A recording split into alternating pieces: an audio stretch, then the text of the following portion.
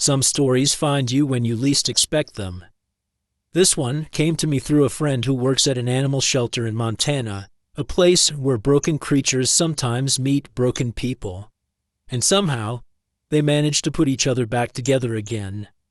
I share it now because I believe we all need reminders. Reminders that kindness matters. That showing up for another living soul even when we're barely holding ourselves together can change everything. The names have been changed, but the heart of it is true. If you've ever rescued an animal, or been rescued by one, you'll understand. This is the story of a man named Lucas, a dog named Grace, and the unexpected miracle that saved them both. The sound came from somewhere deep inside the old mill. Not a bark, something else entirely. A moan, almost human, rising and falling like a prayer that nobody was meant to hear. Lucas Hartwell stopped walking. His boots scraped against cracked concrete, and the echo died in the hollow space around him. Late afternoon light cut through broken windows, painting crooked lines across rusted machinery and piles of debris that hadn't been touched in years. The Garrett Mill had been closed since 2008. Everybody in Millbrook knew to stay away. Bad floors, unstable walls, the kind of place where teenagers dared each other to spend the night and never actually did. Lucas wasn't supposed to be here either. He'd only cut through the property because it shaved 10 minutes off the walk back to his trailer. And his leg was bothering him today. Old shrapnel from a war he tried not to think about. Old pain that never quite went away. He should keep walking. The sound came again. Lower this time. Weaker. A creature running out of whatever strength it had left. Lucas closed his eyes, counted to 3. Told himself it was probably a raccoon, a possum, something that would bite him if he got too close. He walked toward it anyway. The smell hit him first. Rot, waste. Something alive that had been left alone too long in a place where nothing living should be. Lucas pulled his shirt collar over his nose and kept going, stepping careful over fallen beams and shattered glass. The deeper he went, the darker it got. His eyes adjusted slow, picking out shapes in the gloom: an overturned barrel, a stack of moldy pallets, a tangle of rope in the corner that seemed to... The rope moved. No, not the rope, something attached to it. Lucas stopped breathing. She was lying on her side, pressed against the base of an old support column. A German shepherd. Her coat so matted and filthy he couldn't tell what color it was supposed to be. Her belly was swollen hugely, impossibly swollen, and her neck. Her neck was rubbed raw where the rope had cut in. Dried blood crusted the fibers. She'd been pulling against it, probably for days, trying to get free, trying to find food, water, trying to survive, and covering every inch of her exposed skin, her ears, her eyelids. The soft flesh of her belly were ticks, hundreds of them, clustered so thick in places they looked like dark, moving moss. Somewhere outside, a meadowlark sang its evening song. The sound drifted through the broken windows, sweet and ordinary, like the world hadn't noticed what was happening in here. Lucas had seen death before. He'd held friends while they bled out in the sand half a world away. He'd walked through villages where the silence told him everything he needed to know before he saw a single body. But this deliberate cruelty, this slow torture of a creature who had done nothing wrong. His hands started to shake. The dog lifted her head, their eyes met, and something cracked open inside Lucas that had been sealed shut for 3 long years. She didn't growl. That was the first thing he noticed. A dog in her condition, starving, in pain, surrounded by evidence of human cruelty, should have been defensive. Should have bared her teeth, warned him away, protected what little she had left. Instead, she looked at him. Just looked. Her eyes were brown, deep and liquid, clouded with exhaustion but somehow still clear underneath. Still present, still hoping. Lucas had seen that look before, in the mirror, on the worst nights. The nights when he sat on his porch in the dark and waited for something, anything to give him a reason to keep going. "I'm still here," those eyes said. "Please see me. Please don't walk away." "Easy, girl." His voice came out rough, scraped raw by something he couldn't name. "Easy now. I'm not going to hurt you." He moved slow, kept his hands where she could see them, crouched down a few feet away, close enough to see the rise and fall of her labored breathing. The slight tremor in her legs as she tried and failed to lift herself toward him. The rope was knotted around the base of the column, then looped twice around her neck. Amateur work. Cruel, but not clever. Someone had tied her here and walked away. Left her to die. Left her puppies to die inside her. Lucas pulled out his pocket knife, the same one his grandfather had given him when he turned 12. The handle worn smooth from decades of use. "I'm going to cut you loose," he said. Not sure if he was talking to her or to himself. "Just hold still for me." She didn't move, didn't flinch.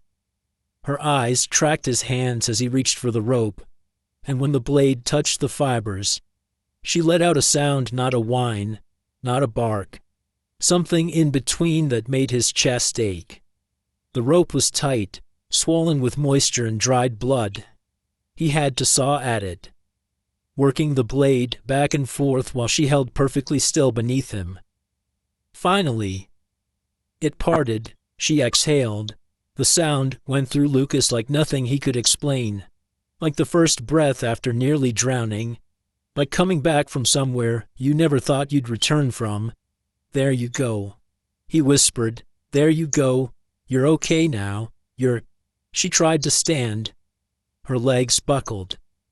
She collapsed back onto her side, panting hard, and Lucas saw how bad it really was. The ticks had drained her. The pregnancy had taken what was left. She probably hadn't eaten in a week, maybe longer. She was dying, right here, in this forgotten place. With help just a knife's edge away, she was still dying. Lucas made a decision. It was the first real decision he'd made in 3 years. He wrapped her in his jacket. She weighed less than she should have, bones and belly and not much else. When he lifted her, she didn't struggle, just pressed her head against his chest and closed her eyes, like she'd been waiting her whole life for someone to carry her out of the dark. His truck was parked half a mile away, on the access road behind the mill. The walk felt like 10 miles. His legs screamed at him with every step. His arms burned from her weight. Sweat ran down his face and stung his eyes. He didn't stop. Couldn't stop. Not now. Not when something finally mattered. The truck's passenger seat was covered in old receipts and coffee cups from the gas station. Lucas swept them onto the floor with one arm, then laid her down as gentle as he could manage. She whimpered once, soft, almost apologetic, and then went quiet. "Stay with me," he said.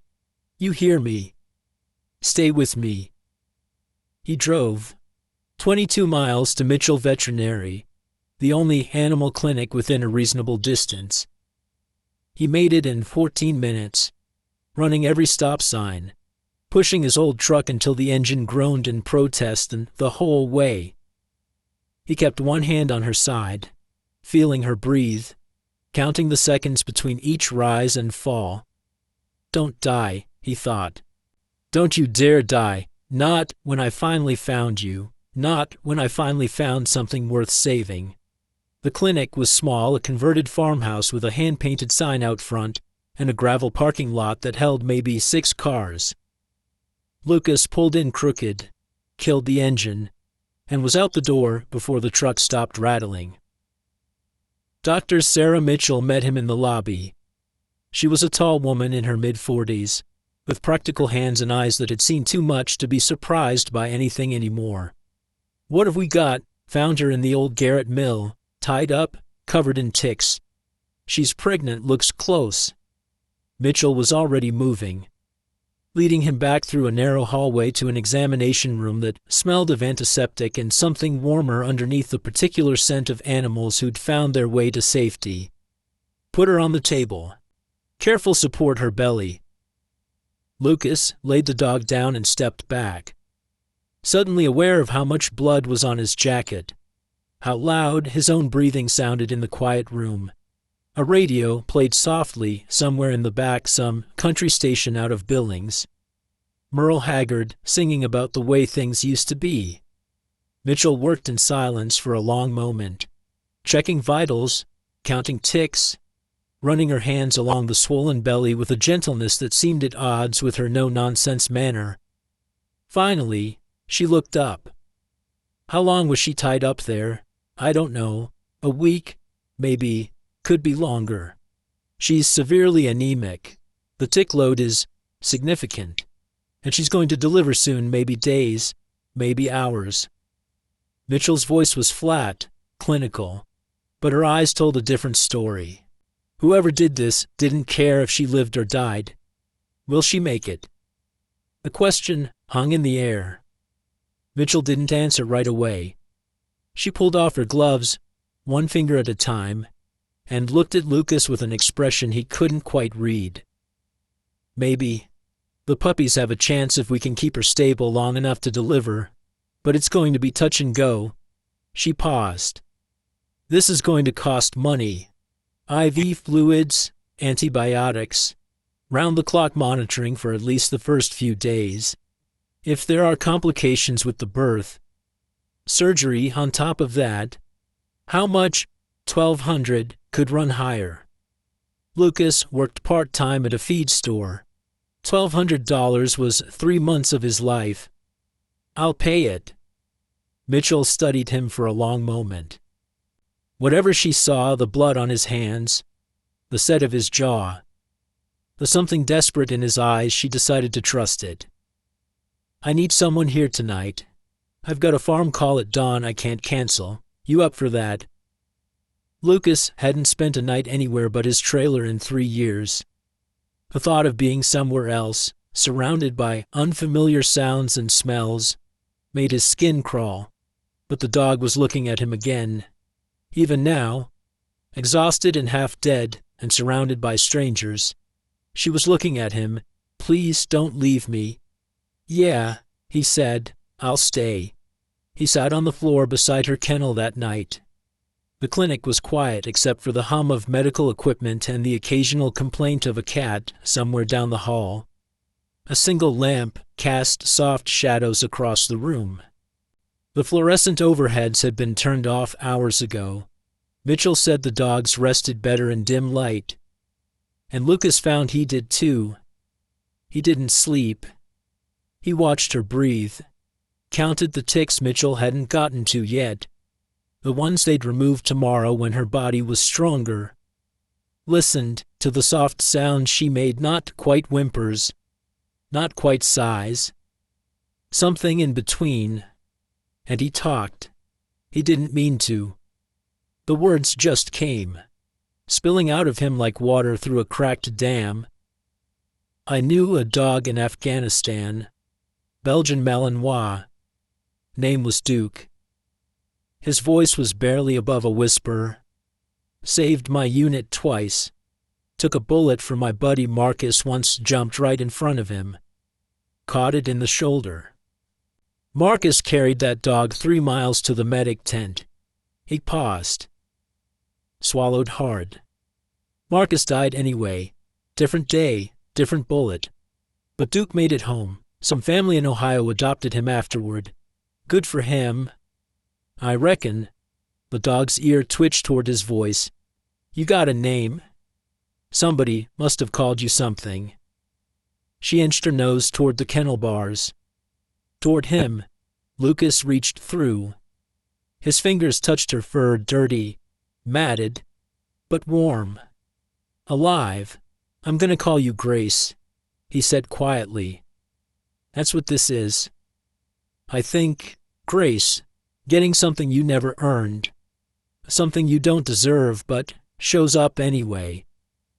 Her tail moved, just once, just barely. But it was enough. Outside.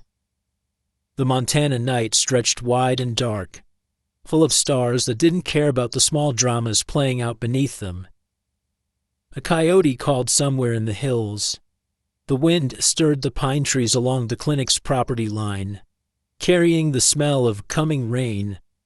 But inside that small room, in the glow of a single lamp and the steady beep of a heart monitor, something was beginning. A man who had stopped believing in much of anything. A dog who had every reason to give up but hadn't.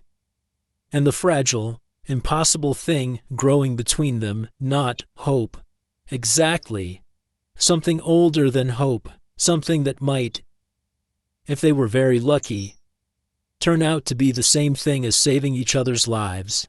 If this story touched your heart, I'd love to hear where you're watching from tonight. Sometimes, the smallest connections remind us we're not as alone as we think, and neither was Grace.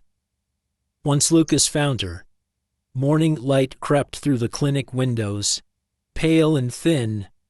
Lucas hadn't moved from his spot on the floor.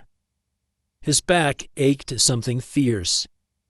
His neck had locked into a painful angle sometime around 3 in the morning. The linoleum had gone cold beneath him hours ago, and the smell of antiseptic had settled into his clothes like it meant to stay. He didn't care about any of it. Grace was still breathing. That was all that mattered. Dr. Mitchell arrived at 7, coffee in hand, boots already dusty from whatever early chores she'd done before driving in. The screen door banged shut behind her, that familiar sound Lucas remembered from his grandmother's house. Back when summer meant something other than heat and dust. Mitchell didn't comment on his appearance, not the rumpled clothes, not the dark circles under his eyes, not the way he'd positioned himself like a guard dog at the kennel door. She just got to work. Her vitals are stronger than I expected. Mitchell's voice was clinical, but Lucas caught something underneath it. Surprise, maybe, or the quiet respect one survivor shows another. She's a fighter, this one. She'd have to be. Mitchell pulled on fresh gloves and opened the kennel. Grace lifted her head, watchful but not afraid. Her eyes found Lucas first, always Lucas first now, then tracked to the vet with cautious acceptance. I'm going to remove the rest of these ticks. It's going to take a while. Mitchell glanced at him. You can go home, get some rest. She'll be here when you get back. Lucas shook his head. I'll stay. The tick removal took the better part of 3 hours. Lucas held Grace's head in his lap while Mitchell worked, her tweezers moving with practiced precision across the dog's body. The radio in the front office played low farm reports, grain prices, weather for the county, normal sounds for a normal morning. If you didn't look too close at what was happening in this room, each tick came free with a small, wet sound that turned Lucas's stomach. Grace trembled, whimpered once or twice when Mitchell worked near the tender spots around her eyes. But she didn't fight, didn't snap. She just kept her gaze fixed on Lucas. Almost done, girl. His voice had gone hoarse from the long night, rough as gravel.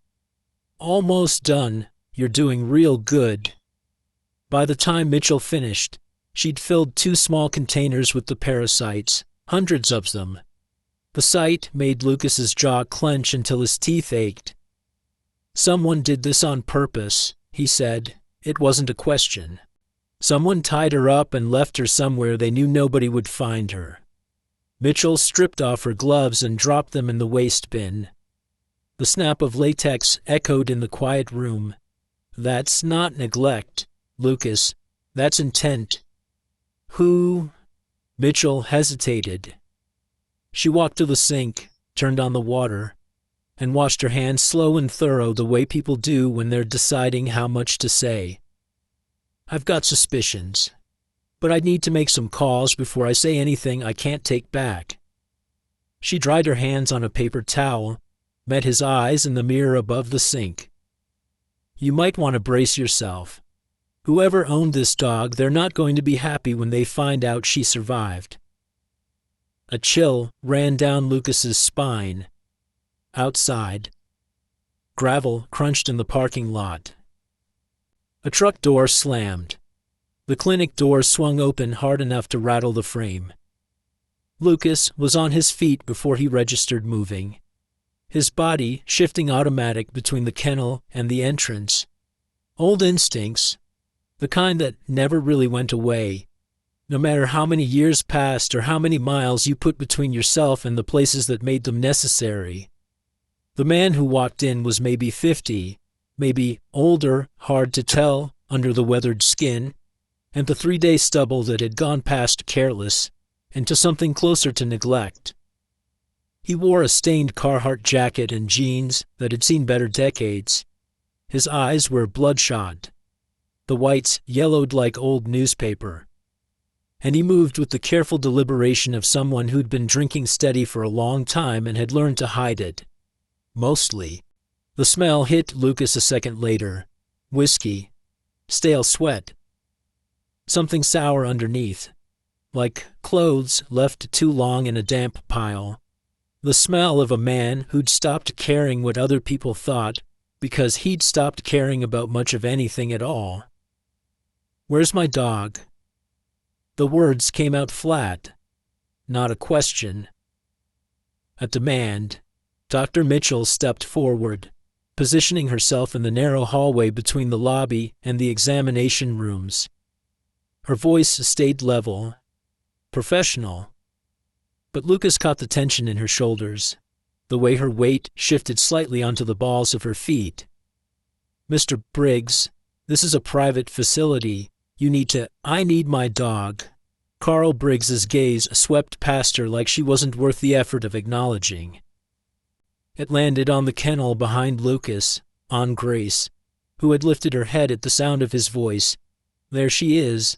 That's my property, right there. Grace's whole body went rigid.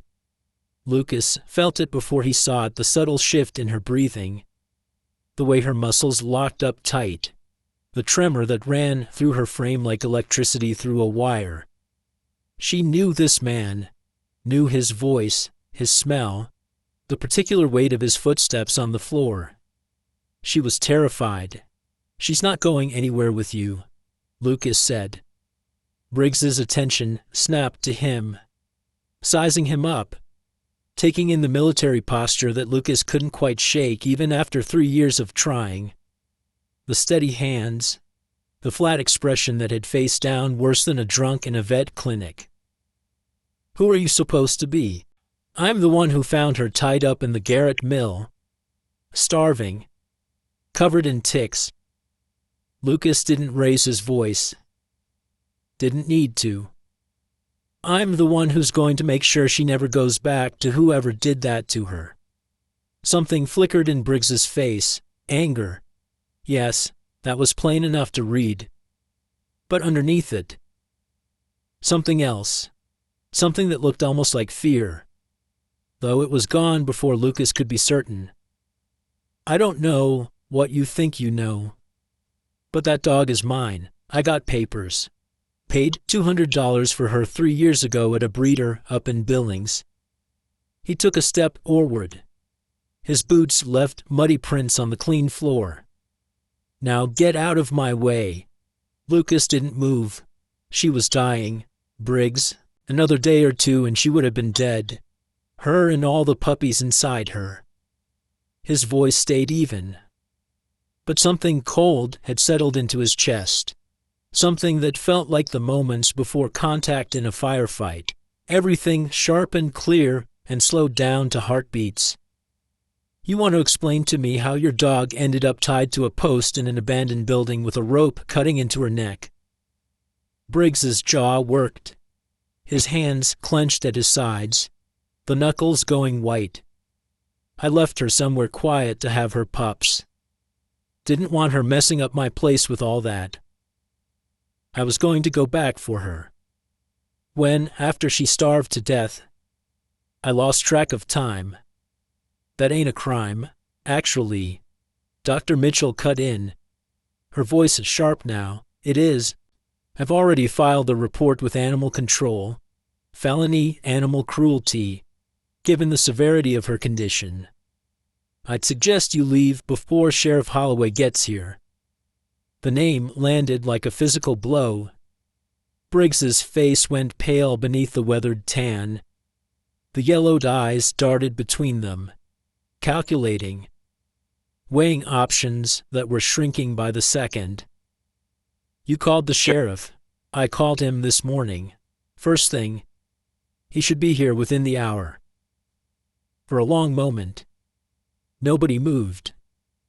The only sound was Grace's rapid breathing from the kennel short, panicked pants that made Lucas's hands ache to reach back and comfort her. The radio in the front office had gone to commercial, some ad for farm equipment, cheerful and oblivious. Briggs's expression hardened. This ain't over. He pointed a finger at Lucas, the nail bitten down to the quick. That dog is mine. Those puppies are mine. And when this is all sorted out, you're going to be sorry you ever stuck your nose in my business. He turned and walked out. The screen door banged shut behind him. In the silence that followed, Lucas let out a breath he hadn't realized he'd been holding. His hands were shaking now, the adrenaline finding its way out, the way it always did after the danger passed. Behind him, Grace whimpered. He turned and knelt by the kennel, reaching through the bars to touch her head. She was trembling hard, her whole body shaking like a leaf in a thunderstorm. When his fingers brushed her fur, she pressed into his hand with a desperation that made his throat go tight. He's gone, Lucas murmured. He's gone now. I've got you. Dr. Mitchell appeared beside him, her face grim in the morning light that streamed through the windows. That man's got a temper and a drinking problem and not much else to lose. He's gonna fight this. Let him fight. You don't understand. She crouched down, meeting his eyes level. Montana law is complicated when it comes to animal property. He's got a receipt. That makes her his, legally speaking, until a court says otherwise. She paused. Let that sink in. This could get ugly. Lucas, expensive, drawn out. Are you sure you want to be in the middle of it? Lucas looked at Grace, at her eyes, still wide with fear, still watching him like he was the only safe thing in the world. He thought about the last 3 years, the emptiness, the waiting for nothing, the slow fade into someone he didn't recognize anymore. I'm already in the middle of it. Mitchell nodded slowly. All right then. But you should know something. She hesitated, glanced towards the door like she was making sure Briggs was really gone. Carl Briggs didn't just lose track of time. I've been treating animals in this county for 20 years. 3 months ago, someone brought in a dog that had been beaten so bad it couldn't walk. Wouldn't give a name, paid cash, drove a truck that looked just like his. Lucas's blood went cold. I think that dog in there isn't the first one he's hurt. Mitchell's voice dropped low. And I think she might not be the last. The words hung in the air, heavy as a stone dropped in still water in the kennel. Grace had stopped trembling. She was looking past Lucas now, toward the door where Briggs had disappeared. And in her eyes, Lucas saw something that made his stomach drop. Not just fear, recognition. The kind that came from knowing exactly what a person was capable of and waiting. Always waiting for it to happen again outside. An engine roared to life, tires sprayed gravel. And somewhere in the distance a siren began to wail. Sheriff Dean Holloway drove a mud-splattered Bronco that looked older than most of the deputies on his payroll. He parked it crooked in the clinic lot, took his time getting out, and walked toward the entrance with the unhurried gait of a man who'd learned that rushing rarely helped anything and often made things worse. Lucas met him at the door. Holloway was pushing 60, with a face that had been weathered by decades of Montana winters and the particular kind of exhaustion that came from knowing everybody's secrets in a small town and having to pretend you didn't. His uniform was pressed neat, though, his boots polished. The details of a man who still took the job serious, even when the job had stopped making sense years ago. His eyes were sharp. They missed nothing. "You're Ruth Hartwell's grandson." It wasn't a question. "Yes, sir. She was good people. Your grandmother made the best rhubarb pie in 3 counties. Holloway removed his hat, ran a hand through thinning gray hair. "Heard you've had yourself an eventful morning. Carl Briggs was here about 20 minutes ago. I passed him on Route 7, driving like the devil himself was chasing him." The sheriff's gaze moved past Lucas to the clinic interior. "The dog's still here. She's not going anywhere." Holloway nodded slow, stepped inside. The screen door creaked behind them, needed oiling. Lucas noticed. The way you notice small things when your mind is trying to avoid the big ones. The smell of coffee drifted from somewhere in the back. Mitchell must have put a pot on. Dr. Mitchell was waiting in the examination room, a manila folder of documentation already in her hands. She passed it to the sheriff without ceremony. Photos from when he brought her in yesterday, tick count, evidence of the rope burns around her neck. She tapped a second section of papers. "I've also included my notes on a previous case dog that came in 3 months back. Someone brought it in beaten half to death, paid cash. Wouldn't give a name." Holloway flipped through the pages. His expression didn't change. But Lucas noticed his jaw tighten at certain photographs. The ones that showed Grace's neck. The ones that showed the ticks clustered around her eyes. "This is solid work, Sarah. I've been doing this job long enough to know when something's not right." Mitchell crossed her arms. "That man hurt this animal on purpose, and I don't believe for a second it's the first time." The sheriff closed the folder, looked at Lucas. "You found her in the Garrett Mill." "Yes, sir, tied to a support column in the back. Rope was so tight it had cut clean into her neck." "And you're the one paying for her treatment." "I am." Holloway studied him for a long moment. The kind of look that seemed to peel back layers, searching for something underneath. Lucas had seen officers give that look before, the good ones. Anyway, the ones who actually cared whether they got the truth. "You know, this is likely to get complicated. Briggs has documentation, bill of sale, registration papers from the breeder. Under Montana law, that dog is his property until a judge rules otherwise. So I've been told, and you're willing to fight it anyway." Lucas thought about the question, thought about Grace's eyes when Briggs walked through that door. The way her whole body had locked up with a fear so deep it seemed to live in her bones, carved there by hands that should have protected her. "Yes, sir, I am." Something shifted in Holloway's face. Not quite a smile, but something in that neighborhood.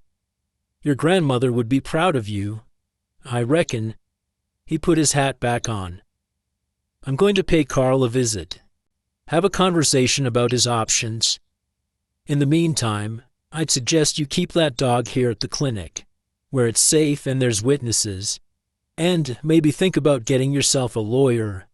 A lawyer. If this goes to court, and it likely will, you're going to need someone who knows animal law. It's a specialized thing. I can give you a name, if you want it." Lucas nodded. I'd appreciate that. Holloway turned to leave, then paused at the door. His hand rested on the frame, fingers drumming once against the wood. One more thing.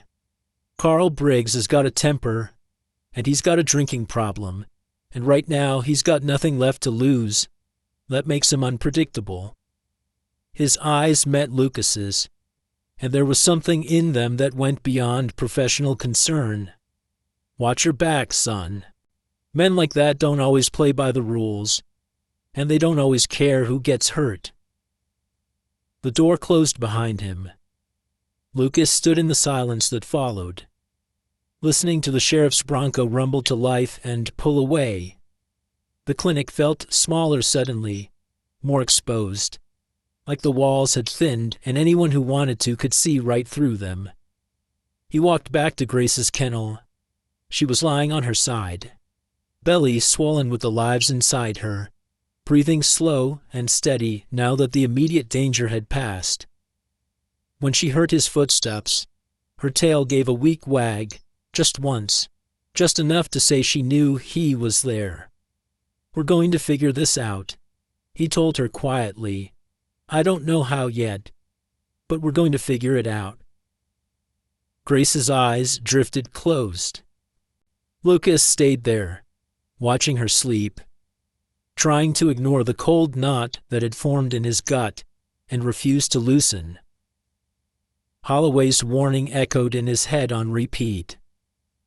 Men like that don't always play by the rules. He'd known men like Carl Briggs in the army, in the villages they'd tried to protect. Men who smiled while they planned violence. Men who waited until your guard was down and then struck without warning or mercy. The question wasn't whether Briggs would try something. The question was when, and what he'd be willing to do. A knock at the front door made Lucas jump. His hand went to his hip automatic, reaching for a weapon that hadn't been there in 3 years before his brain caught up with his body. He moved toward the entrance, every sense suddenly sharp.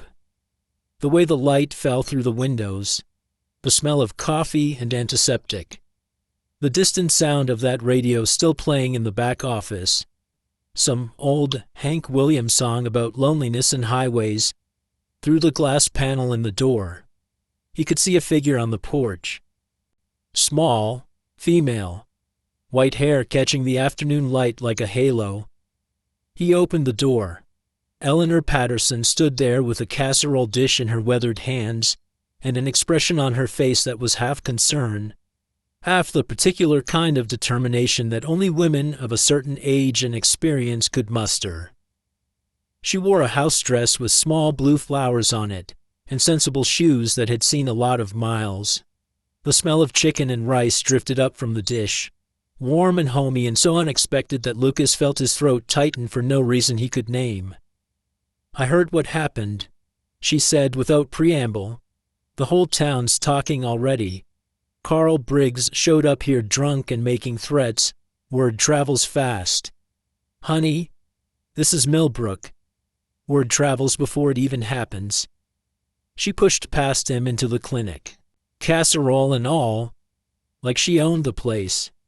Now, where's this dog I've been hearing about? And when's the last time you ate something that wasn't out of a vending machine or a gas station coffee pot? Lucas opened his mouth to protest. Eleanor silenced him with a look that reminded him, suddenly and painfully, of his grandmother. The same steel underneath the softness. The same refusal to accept any answer but the right one. Don't argue with me. Lucas Hartwell. I buried a husband, raised 3 children, and survived 62 Montana winters. I think I can handle helping you take care of 1 pregnant dog. She set the casserole on the reception counter, the dish clicking against the formica. Now show me where she is, and then you're going to eat something proper. Despite everything, the fear, the uncertainty, the weight of what was coming, Lucas felt something loosen in his chest. He led Eleanor to Grace's kennel. The old woman lowered herself down, slow, her knees creaking with the effort, and peered through the bars at the sleeping dog. Her face softened into something tender. "Oh, you poor, sweet thing," she murmured. "What kind of monster does this to a creature like you?" Grace's eyes opened. She looked at Eleanor, stranger, someone new to assess and decide about. But she didn't flinch. Instead, she lifted her nose toward the bars, sniffed once, twice, taking in the scent of chicken casserole and lavender hand lotion and something else underneath. Something that must have spelled safety to a dog who had learned to fear most humans. Slowly, her tail began to wag. Eleanor looked up at Lucas, her eyes bright with something that might have been tears. She knows good people when she sees them. Smart girl. She straightened with visible effort, one hand on her lower back. "All right, here's what's going to happen. You're going to eat. Then you're going to rest, at least for an hour or two, and tomorrow morning, we're going to start making some phone calls.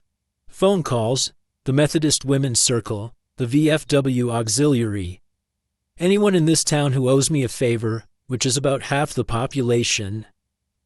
Eleanor's chin lifted, and Lucas saw something fierce flash in her eyes. Carl Briggs wants a fight. Well, he's going to get one. But he's not going to be fighting just you, Lucas. He's going to be fighting all of us. Lucas stared at her.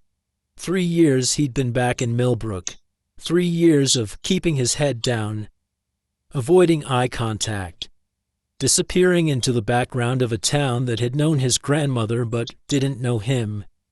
And now, this woman, this stranger who'd apparently been leaving casseroles on his porch without ever asking for thanks or acknowledgement, was standing in a vet clinic, offering to go to war for a dog she'd just met.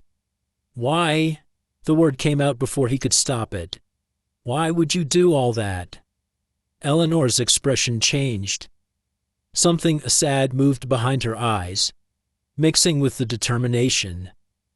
"Because I watched you through my kitchen window for 18 months, Lucas. I saw you sit on that porch in the dark, night after night, like you were waiting for something that was never going to come." She reached out and touched his arm. Her hand was papery and warm and surprisingly strong. "And then I saw you carry that dog to your truck like she was the most precious thing in the world. Like she mattered. Like maybe you were starting to remember that some things still do." She paused. "You came back to life that day, whether you know it or not. I could see it from across the road. And I'm too old and too tired to watch another young man disappear when he doesn't have to." Lucas couldn't speak. The words had launched something in his throat that refused to move. Behind him, Grace shifted in her kennel. A small sound escaped her, not a whimper. Not quite. Something closer to a sigh of contentment. Eleanor patted his arm twice, then released him.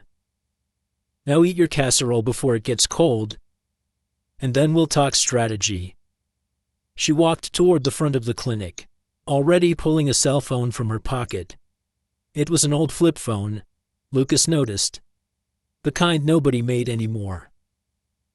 He stood alone in the examination room, surrounded by the smell of chicken casserole and antiseptic and something else he couldn't quite name. Hope, maybe, or the beginning of it, in the kennel. Grace was watching him again, her eyes steady, trusting. He thought about what Eleanor had said. You came back to life that day. Maybe she was right. Or maybe he was just starting to realize how much he'd been missing while he waited for a reason to keep going. Either way, one thing was certain, whatever came next, he wasn't going to face it alone. A phone rang in the front office. Dr. Mitchell answered it. There was a pause, her voice, sharp with something that might have been surprise. "He did what?" Lucas moved toward to the sound. Mitchell was standing by the reception desk. phone pressed to her ear, her face gone pale beneath the overhead lights. When, another pause, is anyone hurt? She looked up, met Lucas's eyes. That was Sheriff Holloway, she said slowly, her voice carefully controlled. Carl Briggs just drove his truck through the front window of Dawson's Feed and Supply.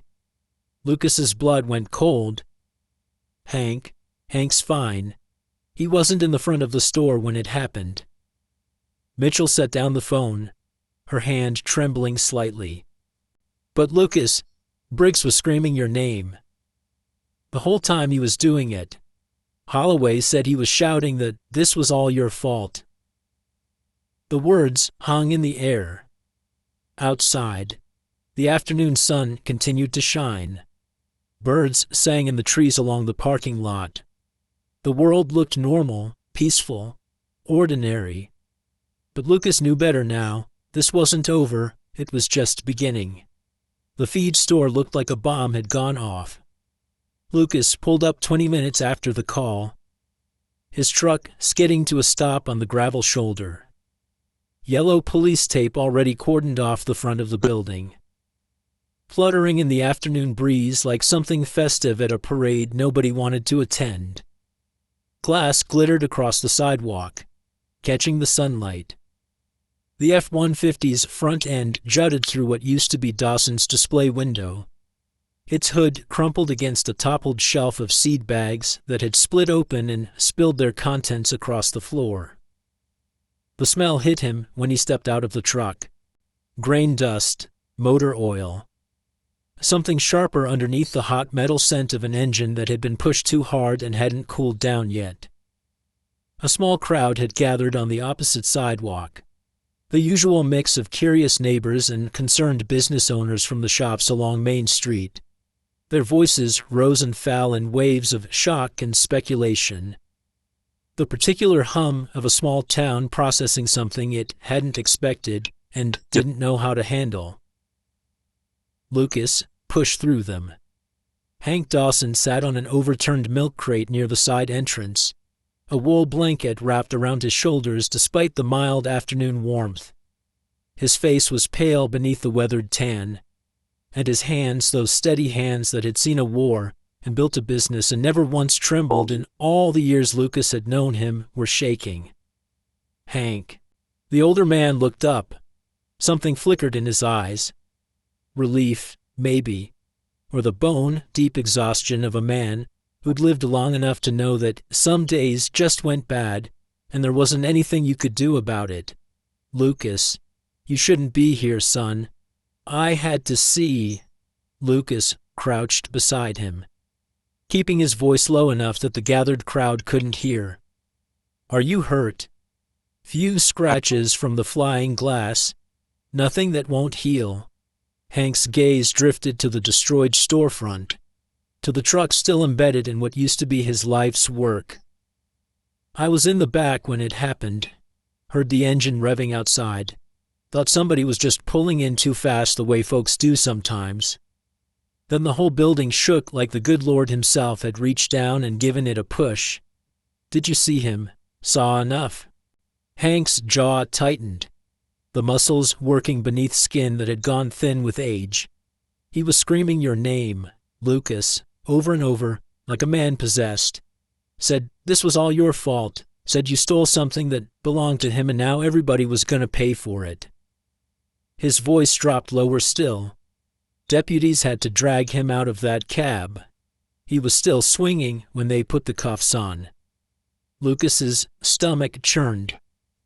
This was because of him. Because he'd found a dog in an abandoned mill and decided she mattered more than walking away. Hank, I'm sorry. I never meant for any of this to... Don't. The older man's voice was sharp enough to cut. Don't you dare apologize for doing the right thing. He reached out and gripped Lucas's arm with surprising strength, fingers digging in through the fabric of his jacket. I've known Carl Briggs going on 30 years now. Watched him drink away his marriage, his business, everything he ever had that was worth keeping. This was coming, Lucas. with or without you. The dog just gave him an excuse to finally let loose what's been building inside him all this time. But your store can be rebuilt. Windows can be replaced. I've got insurance, and I've got friends who know how to swing a hammer. Hank's eyes met his, steady now despite the tremor in his hands. You know what can't be replaced? A man's soul. And that's what you're fighting for with that dog. Her soul. Maybe yours too, if I had to guess. He released Lucas's arm. Don't let Carl Briggs make you doubt that. Not for one single second.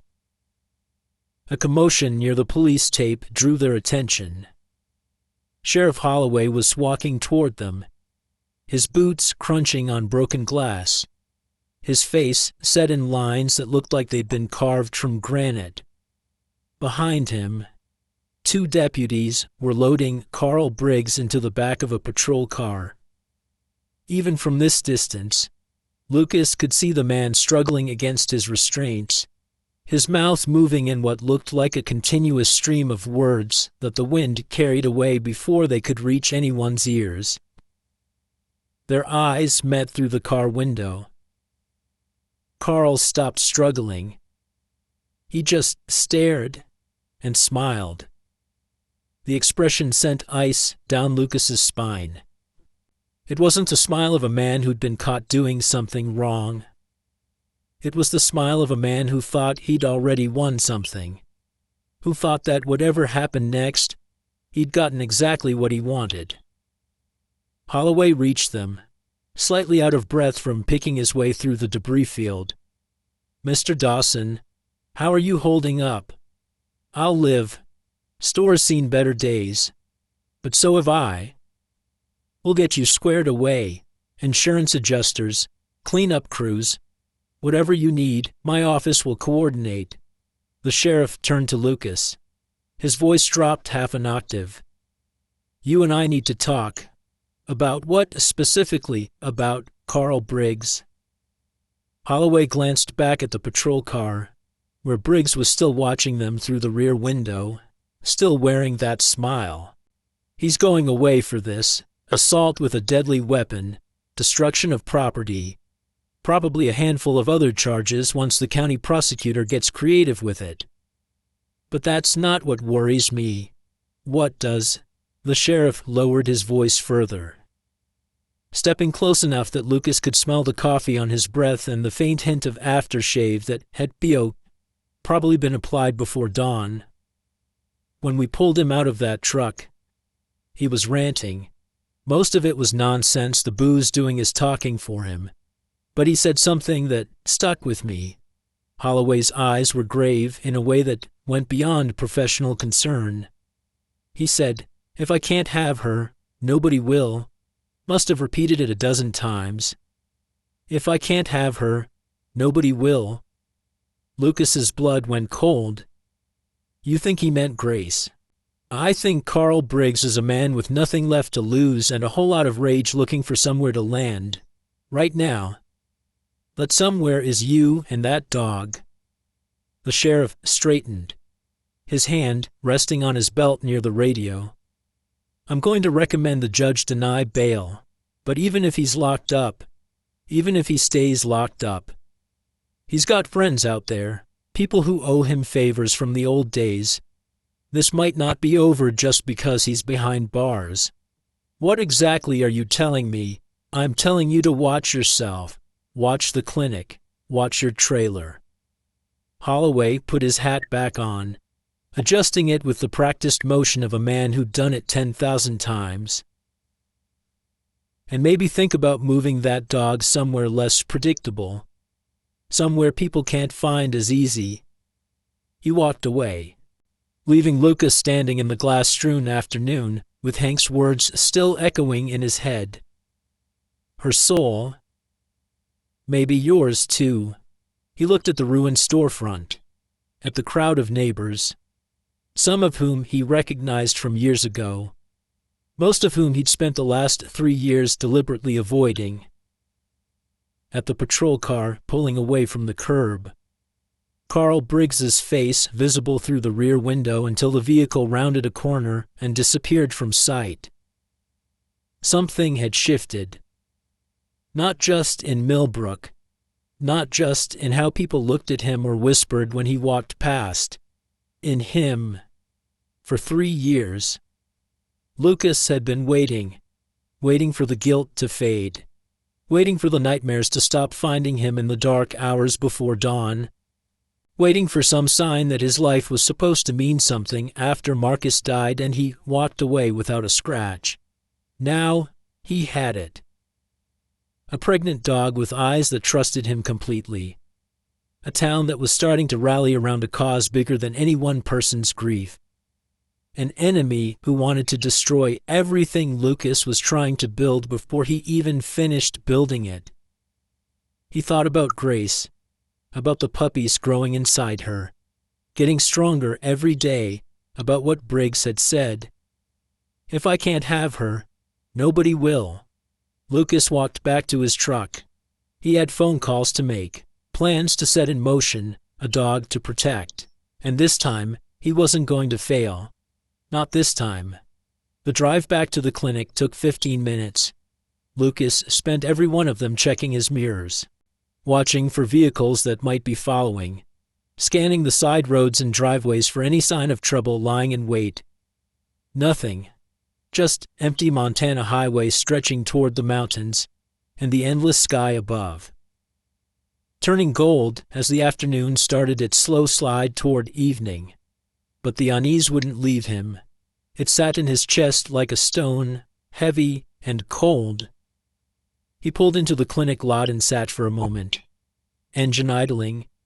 Through the front window, he could see Eleanor Patterson moving around inside, her white hair catching the light as she talked on that old flip phone of hers. Dr. Mitchell was at the reception desk, writing something. Grace was probably still resting in her kennel. Those puppies getting closer to arriving with every passing hour. Everything looked normal. Safe. Lucas killed the engine and stepped out. The afternoon air smelled like pine and distant rain. A breeze stirred the cottonwood trees along the property line, their leaves rustling with that particular sound that always reminded Lucas of his grandmother's place, somewhere nearby. A meadowlark was singing its evening song, the same mindless, cheerful tune it had probably sung yesterday and would sing tomorrow. Regardless of what humans did to each other in the meantime, he was halfway to the door when his phone buzzed in his pocket. Unknown number. Lucas hesitated, thumb hovering over the screen. Then he answered. Hello. Silence on the other end. Just breathing, slow, deliberate, the kind of breathing that wanted to be heard. Then a voice he recognized. You think you've won something. Carl Briggs, calling from the county jail. This is over, Carl. You're going away for what you did. Nothing's over. The voice was calm now, eerily calm, considering the man had been screaming and throwing punches less than an hour ago. You took something from me. Now I'm going to take something from you. You can't touch her. You're behind bars. A laugh came through the speaker, low and cold and utterly without humor. I don't have to touch her. I just have to wait. A pause, the sound of that deliberate breathing.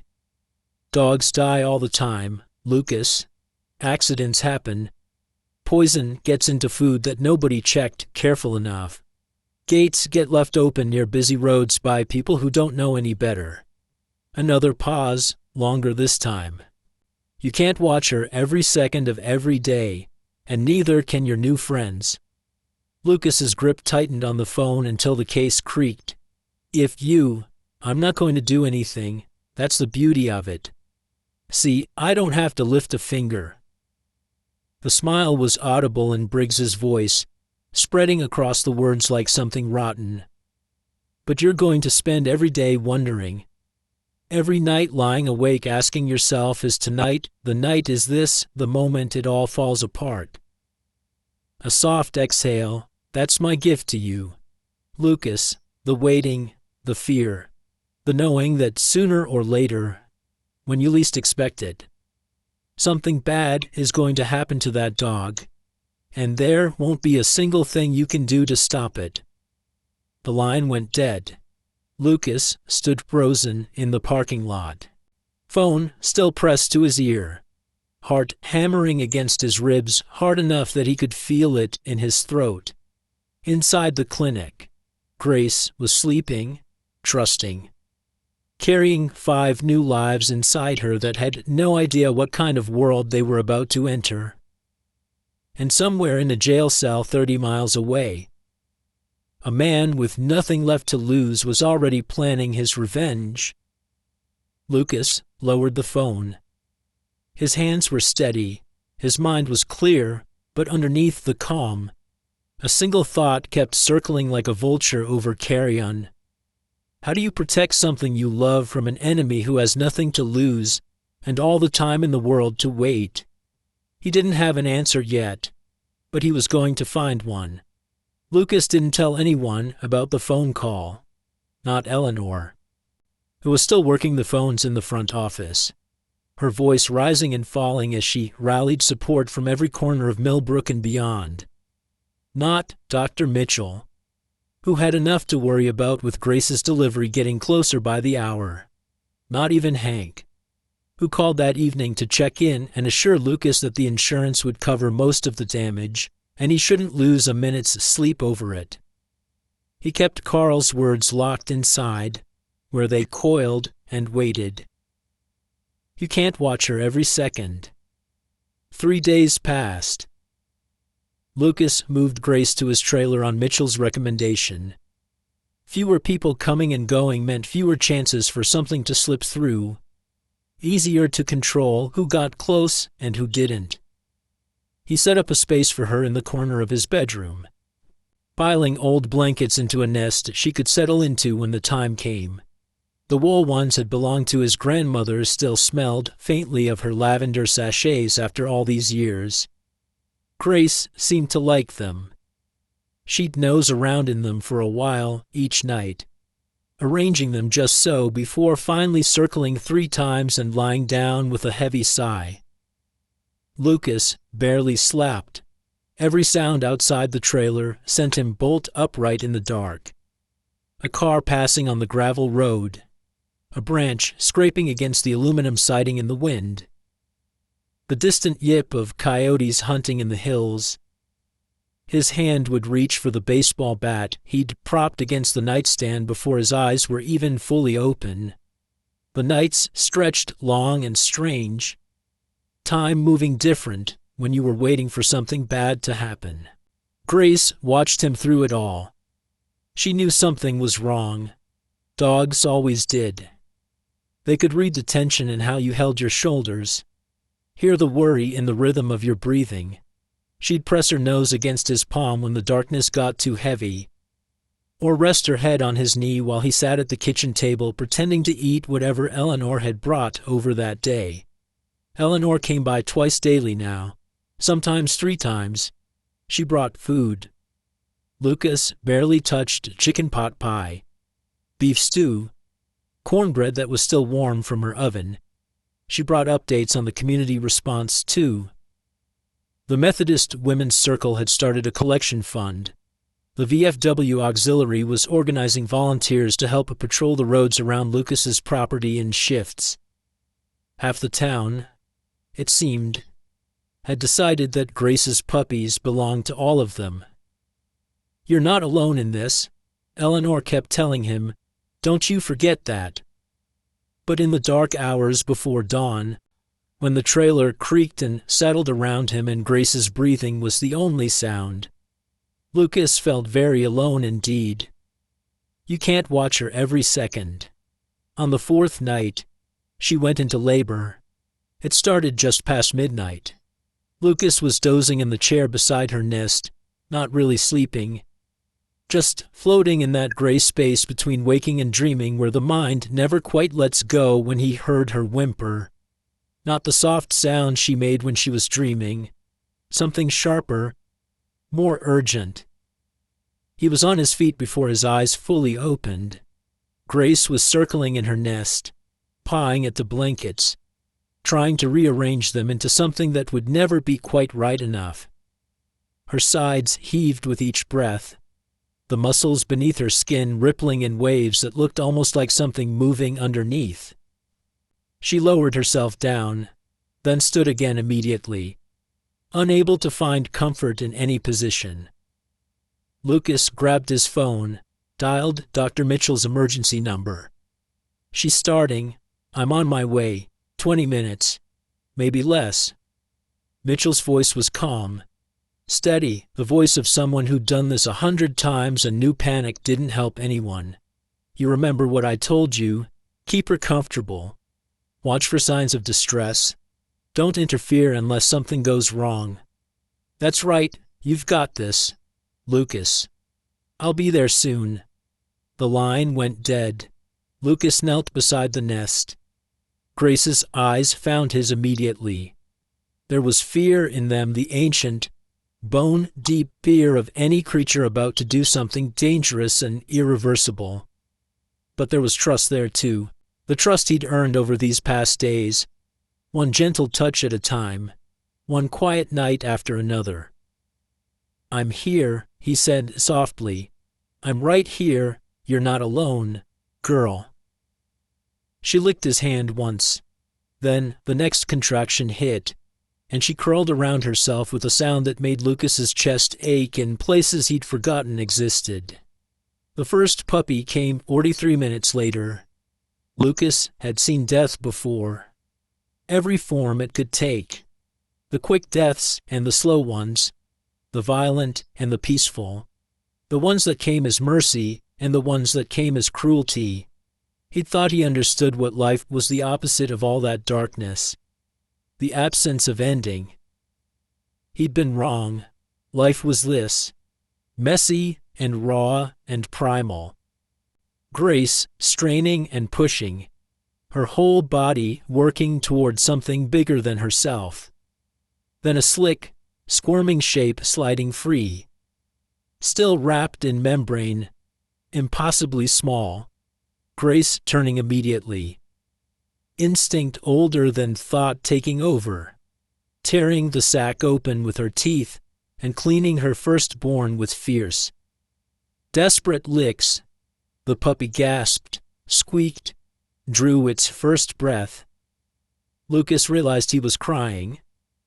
He wiped his face with the back of his hand, embarrassed even though nobody was there to see. But the tears kept coming, streaming down his cheeks as Grace delivered the second puppy, then the third. His grandmother's blankets getting stained with birth and new life. The smell of it filling the small bedroom, blood and warmth, and something else underneath that smelled like beginning. Dr. Mitchell arrived between the third and fourth. She let herself in without knocking. Lucas had left the door unlocked for exactly this reason and made her way to the bedroom with the quiet efficiency of someone who knew better than to interrupt a nature unless absolutely necessary. "She's doing beautifully," Mitchell said, crouching beside the nest to observe. "Strong contractions, good instincts, you've done well keeping her calm." The fourth puppy came, then the fifth, 5 total, 3 males, 2 females, all of them breathing. All of them nursing against their mother's belly as the first gray light of dawn crept through the trailer's small windows and painted everything in shades of pearl and rose. Grace was exhausted. Her eyes kept drifting closed, then snapping open again as she counted her puppies with her nose, making sure they were all still there, making sure they were safe. Lucas sat back against the wall, his legs stretched out on the floor. Every muscle in his body aching from hours of tension he hadn't noticed until now. "She did it," he said. His voice sounded strange to his own ears, thick with something he couldn't quite name. "She did." Mitchell was packing up her kit, moving quiet so as not to disturb the new family. "You did too." "Lucas, a lot of people would have panicked. You kept your head." She needed that from you." Lucas looked at Grace, at the puppies, at this impossible, fragile, beautiful thing that had unfolded in his shabby little trailer in the middle of the night. "If I can't have her, nobody will." The words surfaced without warning, poisoning the moment like oil spreading across clean water. He pushed them down, locked them away. What happens now? Now we watch and wait. The first 48 hours are the most critical. That's when problems show up if they're going to. I'll come by twice a day to check on them." Mitchell paused at the bedroom door, her bag over her shoulder. "You should get some sleep, Lucas. Real sleep. You look like you haven't closed your eyes properly in a week." "I'll sleep when this is over." She gave him a long look but didn't argue. Some battles weren't worth fighting, and she'd been a country vet long enough to know which ones those were. The door clicked shut behind her. Lucas turned back to Grace. She was watching him again. Even now, surrounded by her newborn puppies, exhausted from the hardest work her body had ever done, she was watching him like he was the center of her universe, like he was the only thing that mattered. "I'm not going to let anything happen to you," he whispered. "Or to them, I promise you that." Grace's tail thumped weakly against the blankets. She believed him. Lucas wished he could believe himself.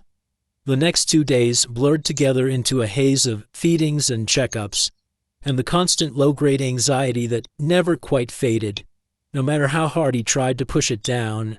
Eleanor came and went, cooing over the puppies and pressing food into Lucas's hands that he ate without tasting. Hank stopped by with supplies, puppy formula, extra blankets, a case of energy bars that Lucas suspected had been salvaged from the damage to stock at the feed store. "Take them," Hank said when Lucas tried to refuse. "Considerate payment for giving this old town something to care about besides its own troubles." The community rallied in ways Lucas hadn't expected and didn't know how to handle. Casseroles appeared on his porch at odd hours. Cards arrived in his mailbox, some from people he vaguely recognized, others from names he'd never heard. A local artist dropped off a watercolor painting of a German shepherd that she'd done in Grace's honor, wrapped in brown paper and tied with a ribbon like a present. Lucas didn't know what to do with any of it. He'd been alone so long, deliberately alone. The attention felt like wearing clothes that didn't fit right, uncomfortable and constricting, but somehow necessary all the same. On the afternoon of the third day, Sheriff Holloway called. "Wanted to give you an update before you heard it from someone else." The sheriff's voice was careful, measured. "Carl Briggs's bail hearing is set for tomorrow morning. I'm recommending denial based on the severity of the charges and the threats he made. But the judge is a wild card. Could go either way." Lucas's grip tightened on the phone. "And if he makes bail, then we deal with it as it comes. I've already started the paperwork for a restraining order. If he comes within 500 feet of you or that dog, he goes straight back inside." A pause, static crackled on the line. "But Lucas, you should know. His lawyer's been making noise already, talking to reporters, making claims." "What kind of claims?" "Challenging the surrender agreement Carl signed when he was first arrested. Says his client was intoxicated at the time. Didn't understand what he was giving up." Holloway's voice was grim. "It probably won't hold up in front of a judge, but it could drag things out, months, maybe longer. And in the meantime, he's out there, free to do whatever he wants. Maybe. We don't know yet." The sheriff sighed, the sound heavy with exhaustion. "I'm doing everything I can. Lucas, I want you to know that. But the law moves slow. And sometimes it doesn't move in the direction we'd like." Lucas hung up. He walked to the corner where Grace lay with her puppies. They were bigger already, eyes still sealed shut. But their small bodies had filled out. Their movements more coordinated as they jostled for position against their mother's belly. They made contented sounds as they nursed. Tiny grunts and sighs that seemed to come from somewhere deep and ancient and purely good. Grace lifted her head when Lucas crouched beside her. Her tail wagged, steady and sure. "Hey, girl." He kept his voice soft, not wanting to disturb the puppies. "How are your babies doing today?" She licked his hand.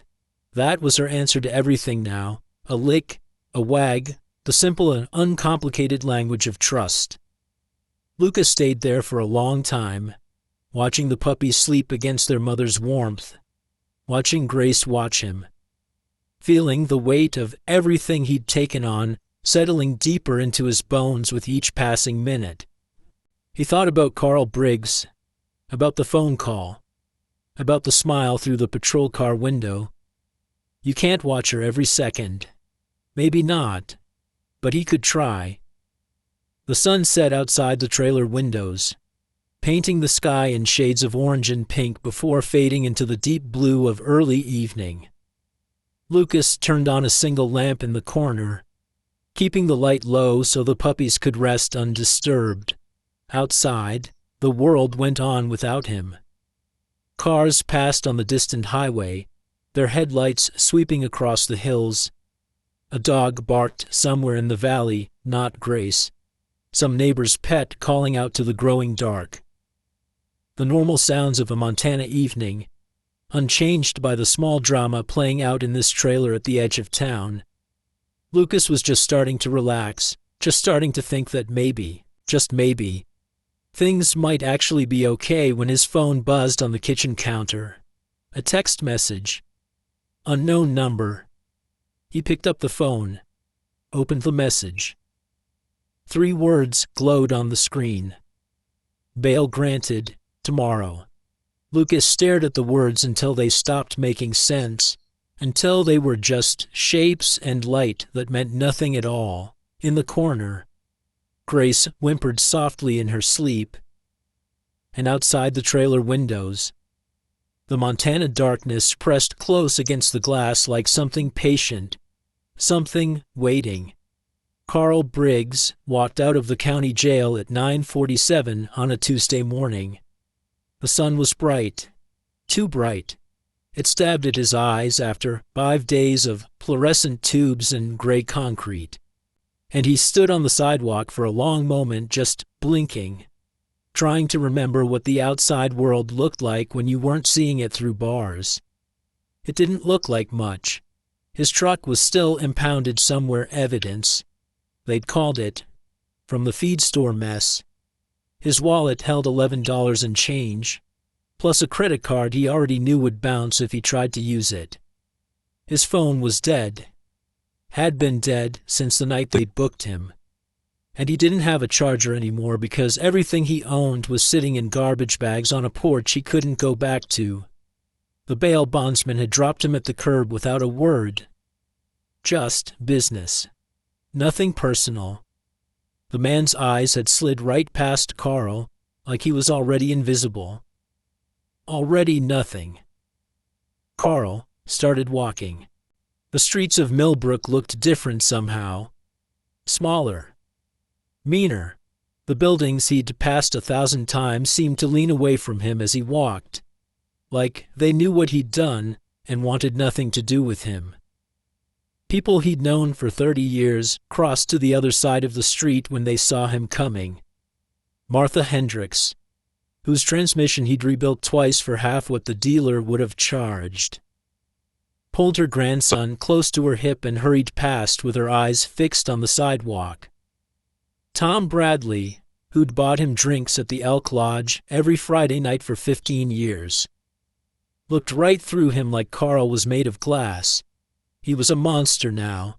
That's what they'd decided. The whole town. One bad day, one moment, when everything inside him broke loose and went sideways, and 30 years of showing up. of fixing things, of being somebody people could count on, meant nothing. Carl's jaw tightened until his teeth ached. He walked past the feed store. The window was boarded up with fresh plywood, and someone had spray-painted a word across it in red letters. He couldn't read it from this angle. Didn't need to. He could guess. His feet carried him to the diner on Main Street without any conscious decision. The bell above the door chimed when he pushed through, and the smell hit him, coffee and bacon grease and something sweet underneath. The smell of 100 mornings when he'd been someone worth feeding. Inside, the lunch crowd was starting to gather. Farmers in dusty boots and John Deere caps, retirees nursing cups of coffee and arguing about the weather. The same faces he'd seen every day for most of his adult life. The conversation stopped when he walked in. Every head turned. Every eye landed on him and stayed there. Heavy as stones. Carl moved to the counter, sat down on a stool that creaked under his weight. The vinyl was cracked, yellow foam showing through. He'd sat on this same stool 1,000 times, maybe more. "Coffee," he said to the waitress. Her name was Linda. She'd worked here since before his wife left. Used to know exactly how he liked his eggs over easy. Hash browns crispy, toast dry. Linda didn't move. "We don't serve you here, Carl." The words landed like a fist to the gut. "What did you say? You heard me just fine." Her voice was flat. No anger in it. No sympathy either. Just fact. Plain and simple as the menu board behind her. "After what you did to that dog, after what you did to Hank's store, we don't serve you here anymore." Carl felt the heat start at his neck and crawl upward. His cheeks burned. His ears went hot. Every single person in that diner was watching him, waiting to see what he'd do. And he could feel their eyes like bugs crawling on his skin. He thought about arguing, thought about demanding his rights as a citizen of this town, making them acknowledge that he was still a person, still somebody who deserved to be treated like a human being. But the words wouldn't come. His mouth opened, and nothing came out except a sound that might have been the beginning of something but died before it got anywhere.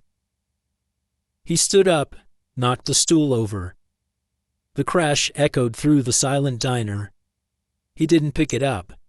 He walked out the door with 30 pairs of eyes burning holes in his back. And the bell chimed again behind him. Cheerful. Oblivious, like nothing had happened at all. Outside, the sun was still too bright. The air still smelled like spring. Birds were singing in the trees along Main Street. And somewhere a child was laughing. And the world kept right on turning like Carl Briggs had never existed in the first place. He walked past the Methodist church where he'd been baptized as a baby, past the elementary school where his daughter Emma had learned to read, past the empty lot where Briggs Auto used to stand before the bank, took it now just weeds and gravel and a faded for sale sign that nobody had bothered to take down in 3 years. Everything he'd built, everything he'd been, gone. His feet took him out to Route 7 to the house that wasn't his anymore. The landlord had changed the locks while Carl was in jail. His belongings were piled on the porch in black garbage bags. Clothes, tools, a photo album his wife had left behind when she'd loaded Emma into the car and driven away without looking back. Carl sat down on the porch steps. The wood was soft with rot. He could feel it give under his weight, could smell the damp decay underneath the surface. One more thing falling apart. One more thing he couldn't fix. He pulled out his phone, found an outlet by the front door that still had power. The landlord hadn't cut it yet. Small mercy, and plugged it into charge. Waited for the screen to come alive. 3 messages. One from his lawyer, reminding him about court dates and the conditions of his bail and a bunch of legal words that blurred together into noise. One from a number he didn't recognize, Probably a bill collector. Probably another piece of his old life coming due. One from his daughter. Carl's finger hovered over the screen. Emma. 16 years old now. He hadn't seen her face in 4 years. Hadn't heard her voice in 2. The last time they'd talked, she'd cried and begged him to stop drinking. And he'd told her to mind her own business. And she'd hung up without saying goodbye. He opened the message. Dad. I saw what happened on the news. Please don't try to contact me. I can't do this anymore. That was all. 12 words. Carl stared at them until they stopped being letters and became just shapes on glass. Meaningless and cold. I can't do this anymore. He knew the feeling. Something wet hit his hand. He looked up, expecting rain. But the sky was clear. He touched his cheek and his fingers came away damp. He was crying. The realization hit him like a second punch to the gut. He hadn't cried since he couldn't remember when. Maybe when his mother died. Maybe before that. Crying was for women and children. His father had always said crying was weakness. But here he sat, on the rotting porch of a house that wasn't his, surrounded by garbage bags full of everything he owned, weeping like a child while the whole world went on without him. He thought about Grace, the dog, the one they'd given that holy name to, like she was something sacred. He thought about Lucas Hartwell, the burned-out soldier who'd somehow become the hero of this story, while Carl became the villain.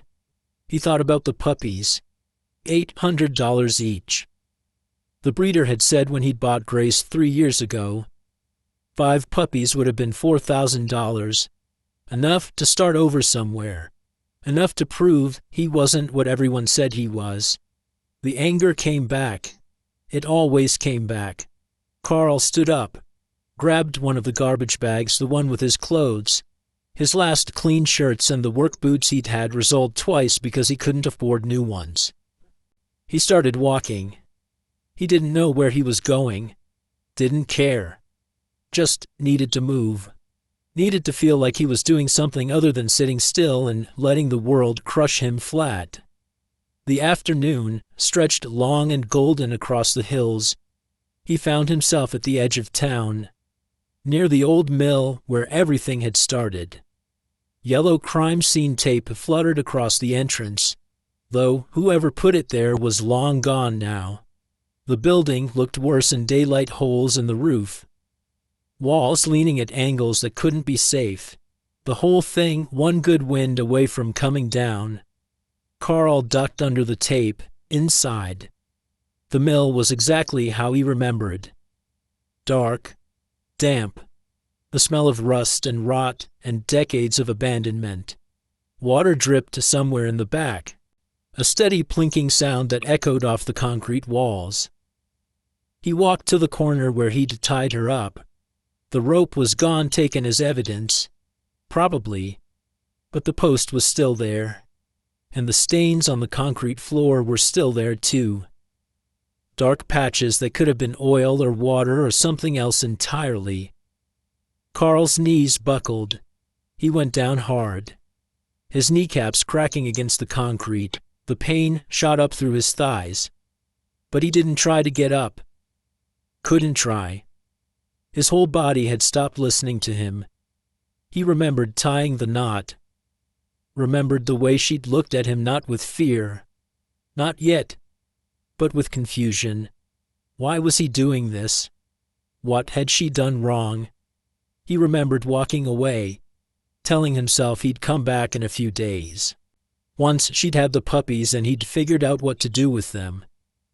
He remembered the first drink he'd poured when he got home, and the second, and the week that disappeared into the bottom of a bottle while she starved and suffered less than 5 miles away.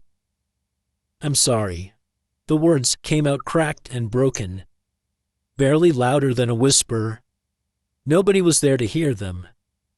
Carl pressed his forehead to the cold concrete, felt the grit and damp against his skin, smelled the rot and mold and his own stale sweat mixing together into something that turned his stomach. This was what he'd become. A man who tied up pregnant dogs and left them to die. A man whose own daughter couldn't stand to speak to him. A man kneeling in the dirt and filth of an abandoned building, apologizing to empty air. The shame was worse than the anger. The shame was worse than anything. He stayed there until the light changed around him. Afternoon shadows stretching into evening gloom. His knees went numb. His back seized up. His face was wet with tears and snot, and whatever else had leaked out of him while he wasn't paying attention. Finally, he pushed himself up. His hands were black with grime. His jeans were soaked through at the knees.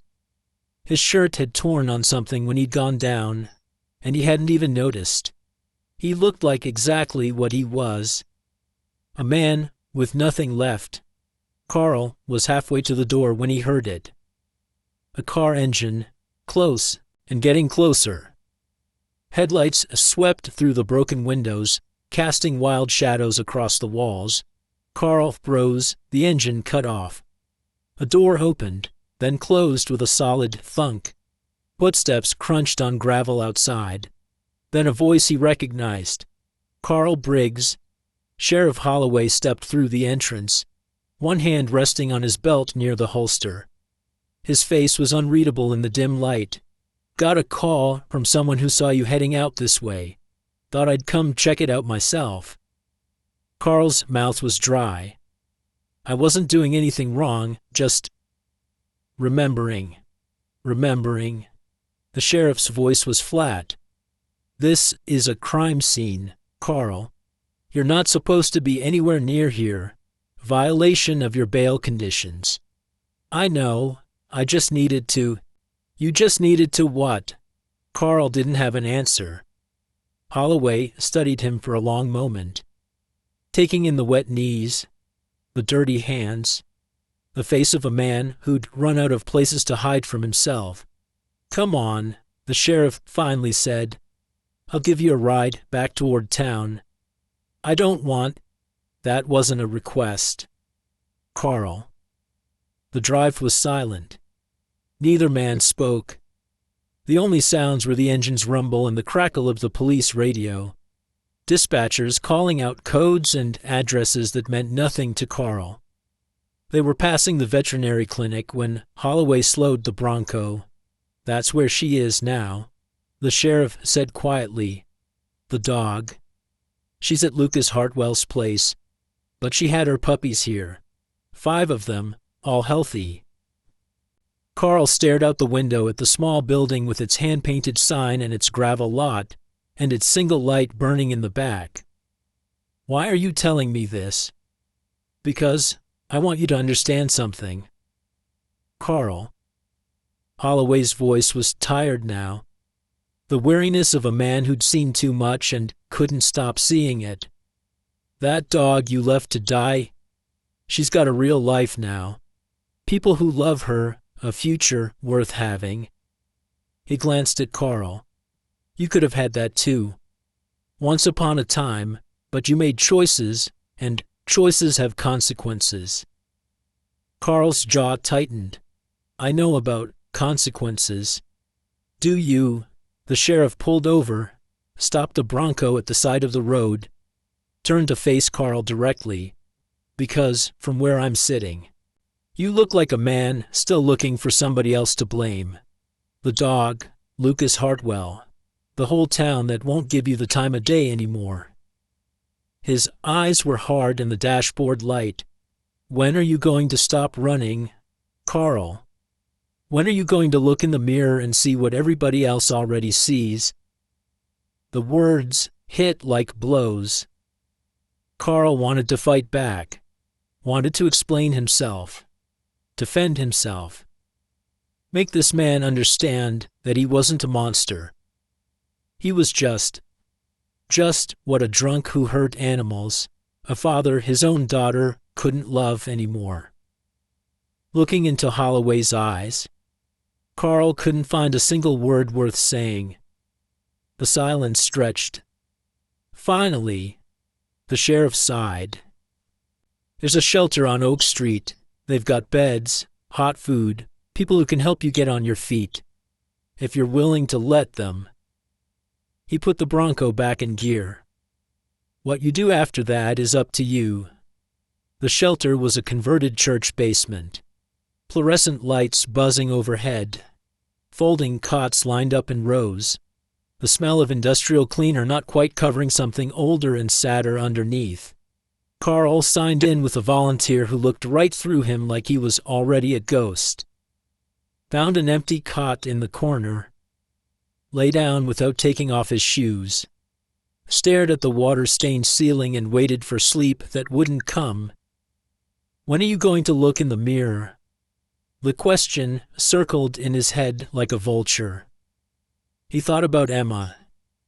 About her message. I can't do this anymore. He thought about Grace.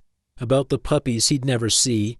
Growing up healthy and loved in homes that weren't his. He thought about Lucas Hartwell, who'd found a broken creature and decided she was worth saving. Who decides that Carl wondered? Who decides what's worth saving and what gets thrown away? A thought surfaced then, small at first, barely more than a whisper underneath all the noise. What if you stopped? Not stopped living, not gave up. Just stopped fighting. Stopped blaming everyone else for what he'd done to himself. What if he just admitted it, all of it? Everything he'd been running from for years. Carl's eyes drifted closed. The thought terrified him, but it was there now, and he knew, with a certainty he couldn't explain, that it wasn't going away. Tomorrow, he would go to Lucas Hartwell's trailer, not to fight, not to threaten, not to take back what was never really his to begin with, just to see her. One more time, and maybe to say what he should have said a long time ago. The shelter lights dimmed for the night. Somewhere outside, a train whistle echoed across the valley, and Carl Briggs lay awake in the dark, waiting for morning to come and show him who he was going to be. Carl didn't sleep that night.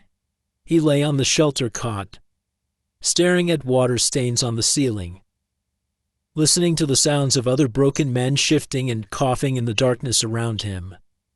Someone snored 3 beds over, a rattling wheeze that never quite settled into a rhythm. Someone else muttered in their sleep, words that might have been a prayer or might have been a nightmare.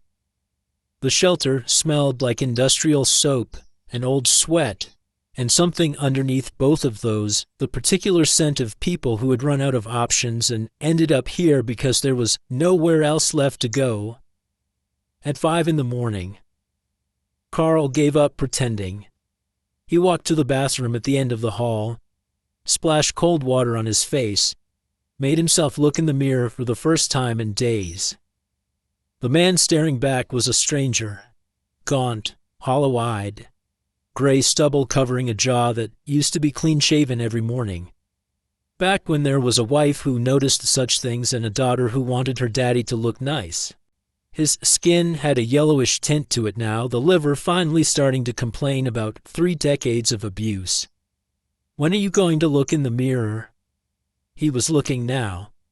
He didn't like what he saw, but he kept looking anyway, because something in him had shifted during the night and he couldn't make it shift back. Carl dried his face with a paper towel that felt like sandpaper. Left the shelter before anyone else stirred. Started walking east, toward the rising sun. The morning was cool. Mist hung low over the streets, softening the edges of everything, making the world look like a photograph that hadn't quite developed yet. His breath came out in small white puffs. His feet ached in the work boots he'd grabbed from the garbage bags too tight now. Probably shrunk from sitting outside in the rain. He walked anyway. The route to Lucas Hartwell's trailer was about 3 miles by the back roads. Carl knew the way. He'd driven past once, a few days before all of this started. Back when he was still telling himself he had a right to what belonged to him. Back when the anger was the only thing keeping him upright.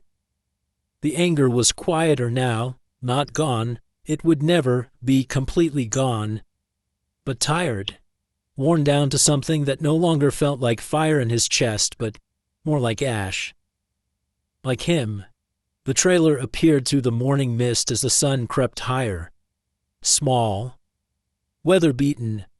Paint peeling in strips along the sides. A truck sat in the gravel drive, the same one Lucas had used to take Grace to the clinic that first night. The night everything changed. Carl stopped at the edge of the property line.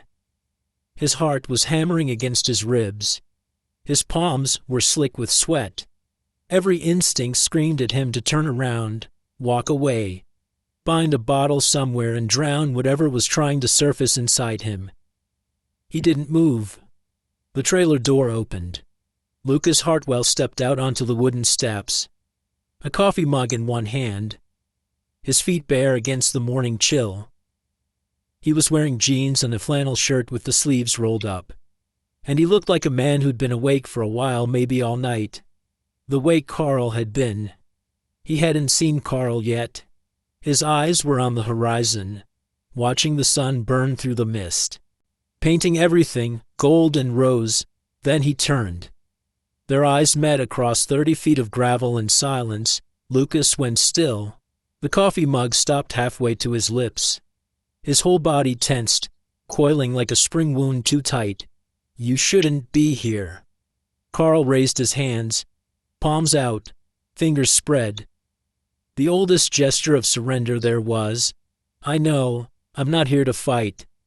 Then why are you here? The question hung between them. Carl's mouth opened, closed. The words were there somewhere, tangled up in everything else, fighting to get free.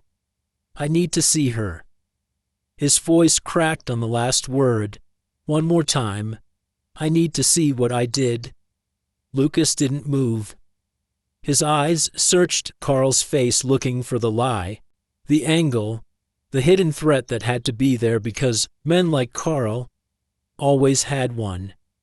You're violating the restraining order just being here. I could call the sheriff right now, have you back in a cell before lunch. I know, you'd lose your bail. Go away for real this time. I know that too. Silence stretched between them. The mist swirled and thinned, somewhere in the distance. A rooster crowed at the strengthening light. Lucas set down his coffee mug on the porch railing.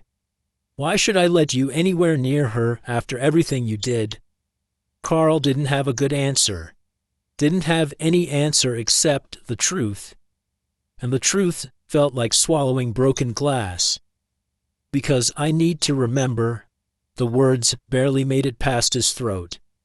I spent so long being angry at you, at this town, at everyone who looked at me like I was something they'd scraped off their shoe, and maybe they were right.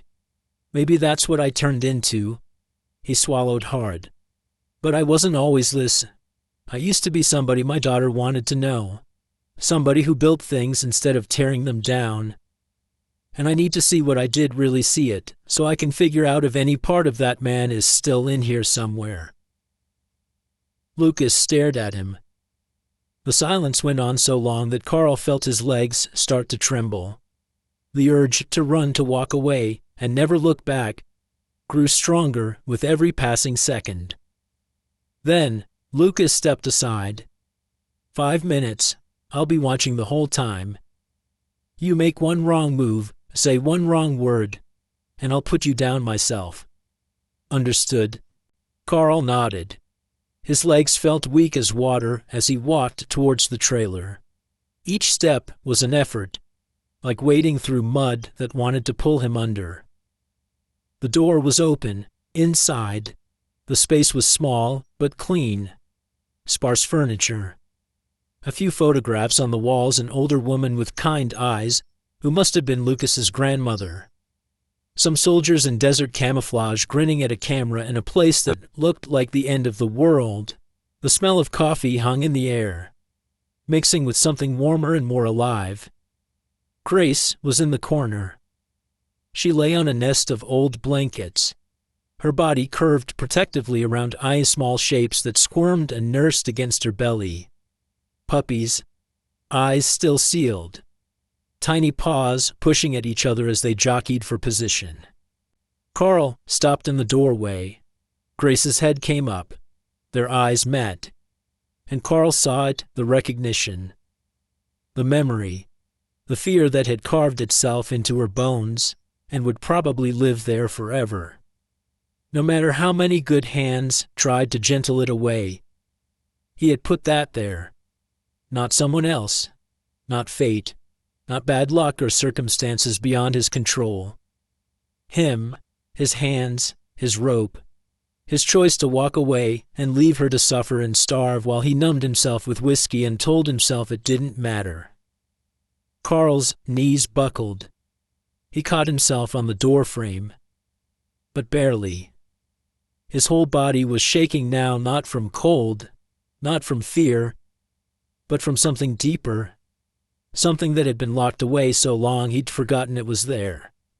"I'm sorry." The words came out wet, broken. "I'm so sorry. I didn't mean," I told myself I was coming back. Told myself it wasn't that bad. The dogs are tough. That she'd be fine for a few more days while I figured things out. His voice cracked completely. I told myself so many lies, and you almost died because of them. Grace watched him. She didn't growl, didn't bare her teeth, didn't do any of the things a dog who'd been hurt by a man had every right to do when that man appeared in front of her again.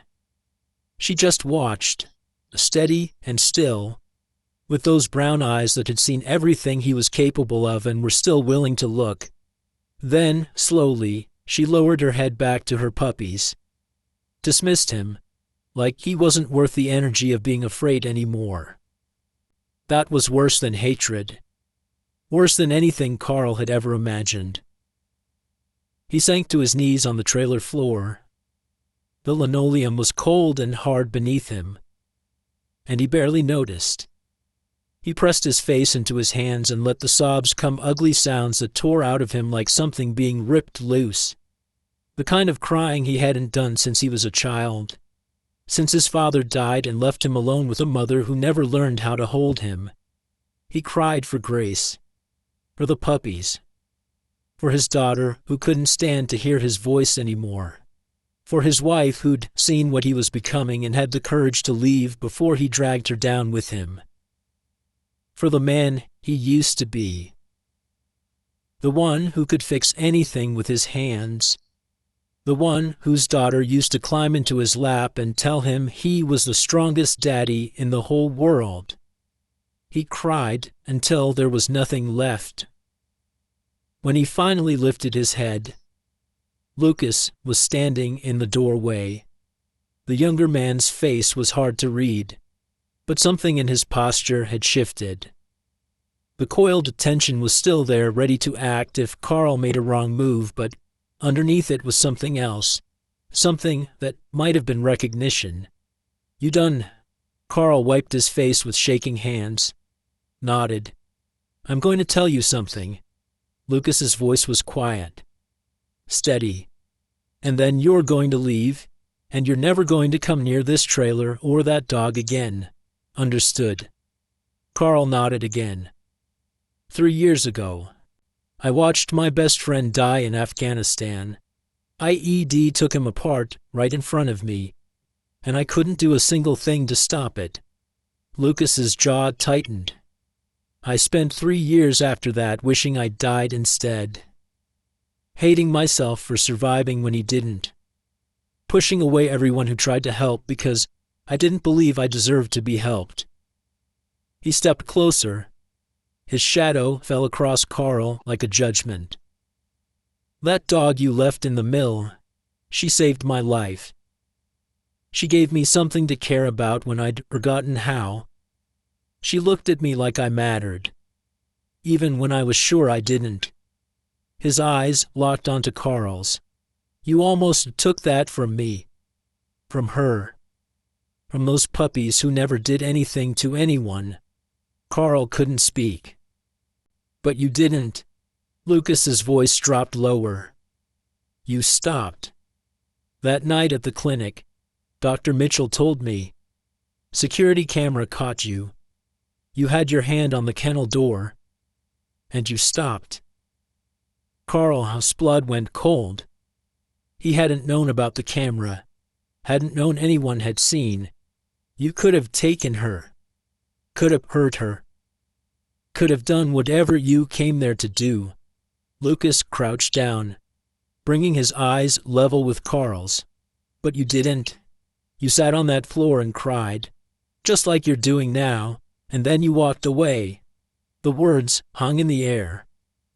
That's the part I can't figure out. Lucas's voice was almost gentle now. Why did you stop? Carl's throat tightened around the answer. Because she looked at me. The words came slowly, dragged up from somewhere he'd kept locked for years, and I saw myself. What I'd become. What I was about to do. He shook his head.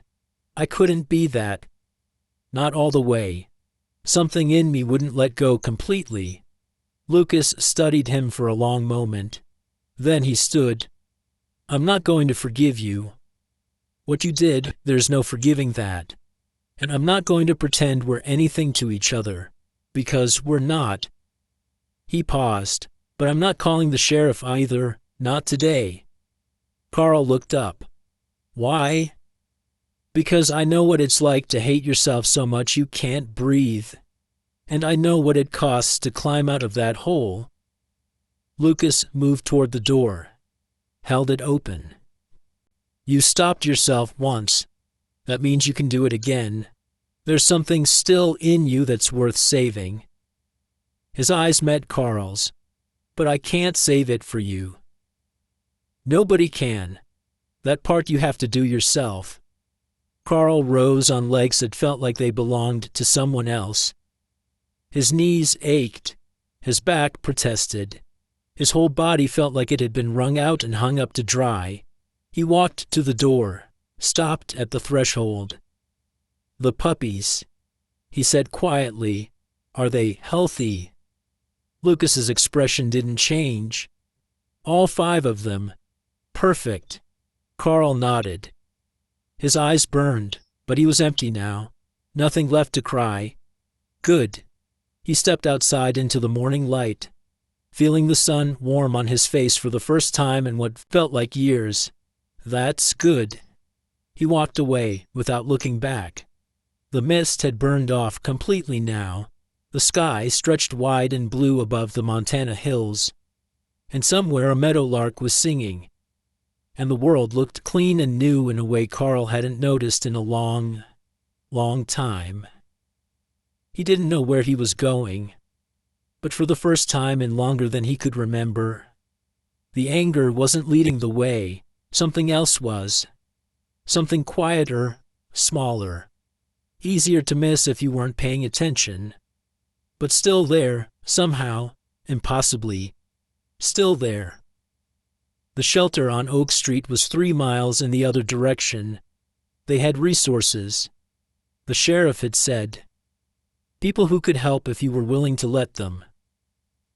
Carl turned around. Started walking, 1 step at a time. 1 year later, the Methodist church parking lot was nearly full by 10 in the morning. Lucas pulled his truck into one of the last open spots near the back fence, killed the engine, and sat for a moment watching people stream toward the fellowship hall. He recognized most of them now, faces that had been strangers 12 months ago. Names he'd learned over shared meals and borrowed tools, and the slow, patient work of becoming part of something larger than his own grief. Grace sat in the passenger seat beside him, her muzzle resting on the open window frame, ears pricked forward at the sounds of the gathering. Her coat gleamed in the spring sunshine black and gold, brushed smooth, and her eyes tracked the movement outside with the calm alertness of a dog who had learned that the world could be safe after all. "You ready for this, girl?" Her tail thumped twice against the seat. Lucas climbed out, walked around to open her door. Grace hopped down with easy grace. No trace of the starving, tick-covered creature she'd been when he'd found her in that mill. She pressed against his leg as they walked towards the hall, and he reached down to scratch behind her ears the way she liked. Eleanor Patterson met them at the entrance. She was wearing her Sunday dress, pale blue, with small white flowers and the pearl earrings her mother had given her 60 years ago. Her white hair was pinned up neat, and she carried herself with the particular dignity of a woman who had buried a husband, raised 3 children, and survived enough Montana winters to know that spring always came eventually if you were patient enough to wait for it. "There you are." Her face creased into a smile that reached all the way to her eyes. "I was starting to think you'd gotten cold feet. Just finding parking. Half the county's here, looks like. More than half, I'd say. Word got around." Eleanor bent down to greet Grace, her arthritic knees creaking with the effort. "And how's our guest of honor today? Ready to see your babies all grown up?" Grace's tail wagged harder. She licked Eleanor's weathered hand once, twice, then looked up at Lucas as if to say, "Can we go in now?" Inside, the fellowship hall had been transformed. Crepe paper streamers hung from the ceiling in shades of blue and gold. A hand-painted banner stretched across the far wall, Grace's family reunion, 1 year. Long tables lined the perimeter, covered with checked tablecloths and loaded down with casseroles and pies, and the kind of potluck abundance that only happened when a small town decided to celebrate something together. And everywhere Lucas looked, there were dogs. He counted them as they made their way through the crowd. Faith, grown tall and leggy now, pressed close against Eleanor's side like she'd been born there. Hope bounded across the room toward Hank Dawson's granddaughter, 12 years old and laughing in a way she hadn't laughed a year ago, when her parents' divorce had left her quiet and withdrawn. Scout sat at attention beside Sheriff Holloway's wife, alert to every sound and movement, already showing the discipline that would make him an excellent service dog someday. Marshall, the smallest of the litter, the one who needed extra help those first fragile weeks, lay at Dr. Mitchell's feet with his head on her shoe, content and drowsy in the warmth of the crowded room. And Webb, Lucas found him in a quiet corner near the windows, sitting beside Pastor Whitfield and an elderly woman Lucas didn't recognize. She was crying soft, steady tears that tracked down her lined cheeks, and her hand rested on Webb's broad head, stroking his fur with the slow, rhythmic motion of someone who had found comfort and wasn't letting go. Webb didn't move, didn't try to pull away or seek out more interesting company. He just sat there, solid and patient, letting her grieve. "Mrs. Henderson," Pastor Whitfield said quietly, appearing at Lucas's elbow. "Her husband passed last month. 53 years they were married." He watched the woman and the dog together, his face soft with something that might have been gratitude. "Webb's been visiting her twice a week since the funeral. She says he's the only one who doesn't try to make her feel better. He just sits with her while she's sad." Lucas watched them for a long moment. Marcus Webb, his best friend, dead in the sand on the other side of the world. His life ended by a bomb that nobody saw coming. And now his name lived on in a dog who helped strangers through their darkest hours. It wasn't enough. Nothing would ever be enough to make up for what was lost. But it was something. Grace tugged gently at the leash, pulling Lucas toward the center of the room where people were starting to gather. He let her lead, nodding greetings to familiar faces, as they passed Hank raising a cup of coffee in salute. Dr. Mitchell, waving from across the room. Sheriff Holloway giving him a small nod that carried the weight of everything they'd been through together. Someone had set up a display board near the refreshment table. Photographs from the past year, arranged in chronological order. Grace in her kennel at the clinic, barely recognizable under all that matted fur. The puppies at 1 day old, eyes sealed shut, bodies no bigger than Lucas's hand. Eleanor holding Faith for the first time, her face luminous with joy. Hank's granddaughter playing fetch with Hope in a sunlit field. The whole community gathered for a fundraiser last summer. Checks being presented, hands being shaken. The banner behind them reading, "Every dog deserves a second chance." Lucas studied the photographs for a long time. The man in those pictures looked different from the one he remembered being a year ago. Less hollow, less haunted, like someone had taken the shell he'd been walking around in and started filling it back up with something worth carrying. Lucas. He turned. Carl Briggs stood a few feet away. The man looked different too, thinner, but in a healthy way, the bloat gone from his face. The yellow tint faded from his skin. His hair was cut short and neat. His clothes were clean. He held himself straighter than he used to, like someone who'd remembered what it felt like to have a spine. 8 months sober, Lucas knew. Working at a garage in Billings that specialized in giving second chances to people who needed them. Living in a halfway house, going to meetings, doing the slow, hard work of putting himself back together 1 day at a time. He hadn't wanted to come today. Sheriff Holloway had talked him into it. Carl. The silence between them stretched thin as wire. "I wasn't sure I should be here," Carl said, finally. His voice was rough, uncertain.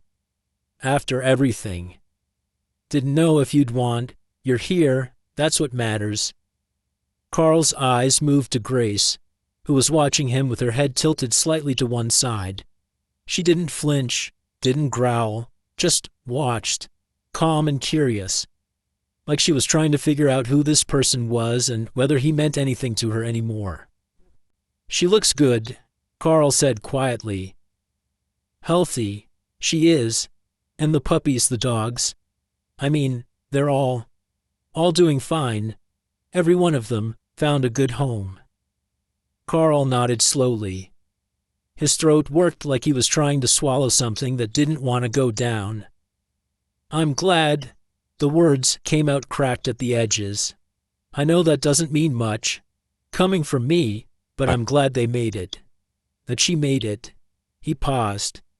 "That you made it." Lucas studied the man who had caused so much damage, who had almost destroyed something precious before it had a chance to become what it was meant to be. He thought about forgiveness, about whether it was something you gave to someone else or something you gave to yourself, about whether holding on to anger was like drinking poison and expecting the other person to get sick. He thought about Marcus, who had believed in second chances right up until the moment he didn't get one. "There's coffee over by the window," Lucas said.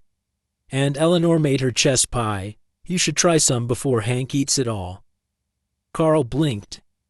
Something shifted in his face, surprise. Maybe, or relief, or the beginning of something that might someday grow into hope. "Yeah," he said. "Yeah, okay. I might do that." He walked away, moving through the crowd with the careful steps of a man who knew he didn't quite belong, but was grateful to be allowed in anyway.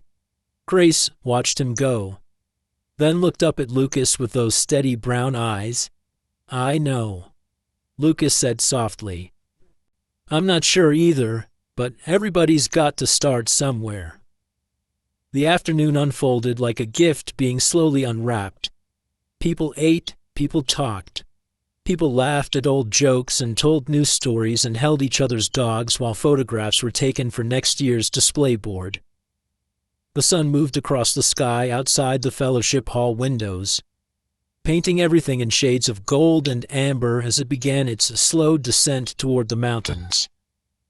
Lucas found himself in conversation after conversation with Hank about the feed store renovation, with Dr. Mitchell about a clinic expansion she was planning, with Pastor Whitfield about a grief counseling program he wanted Webb to be part of, with a dozen other people who had become, without his quite noticing, the community he'd stopped believing he'd ever have again.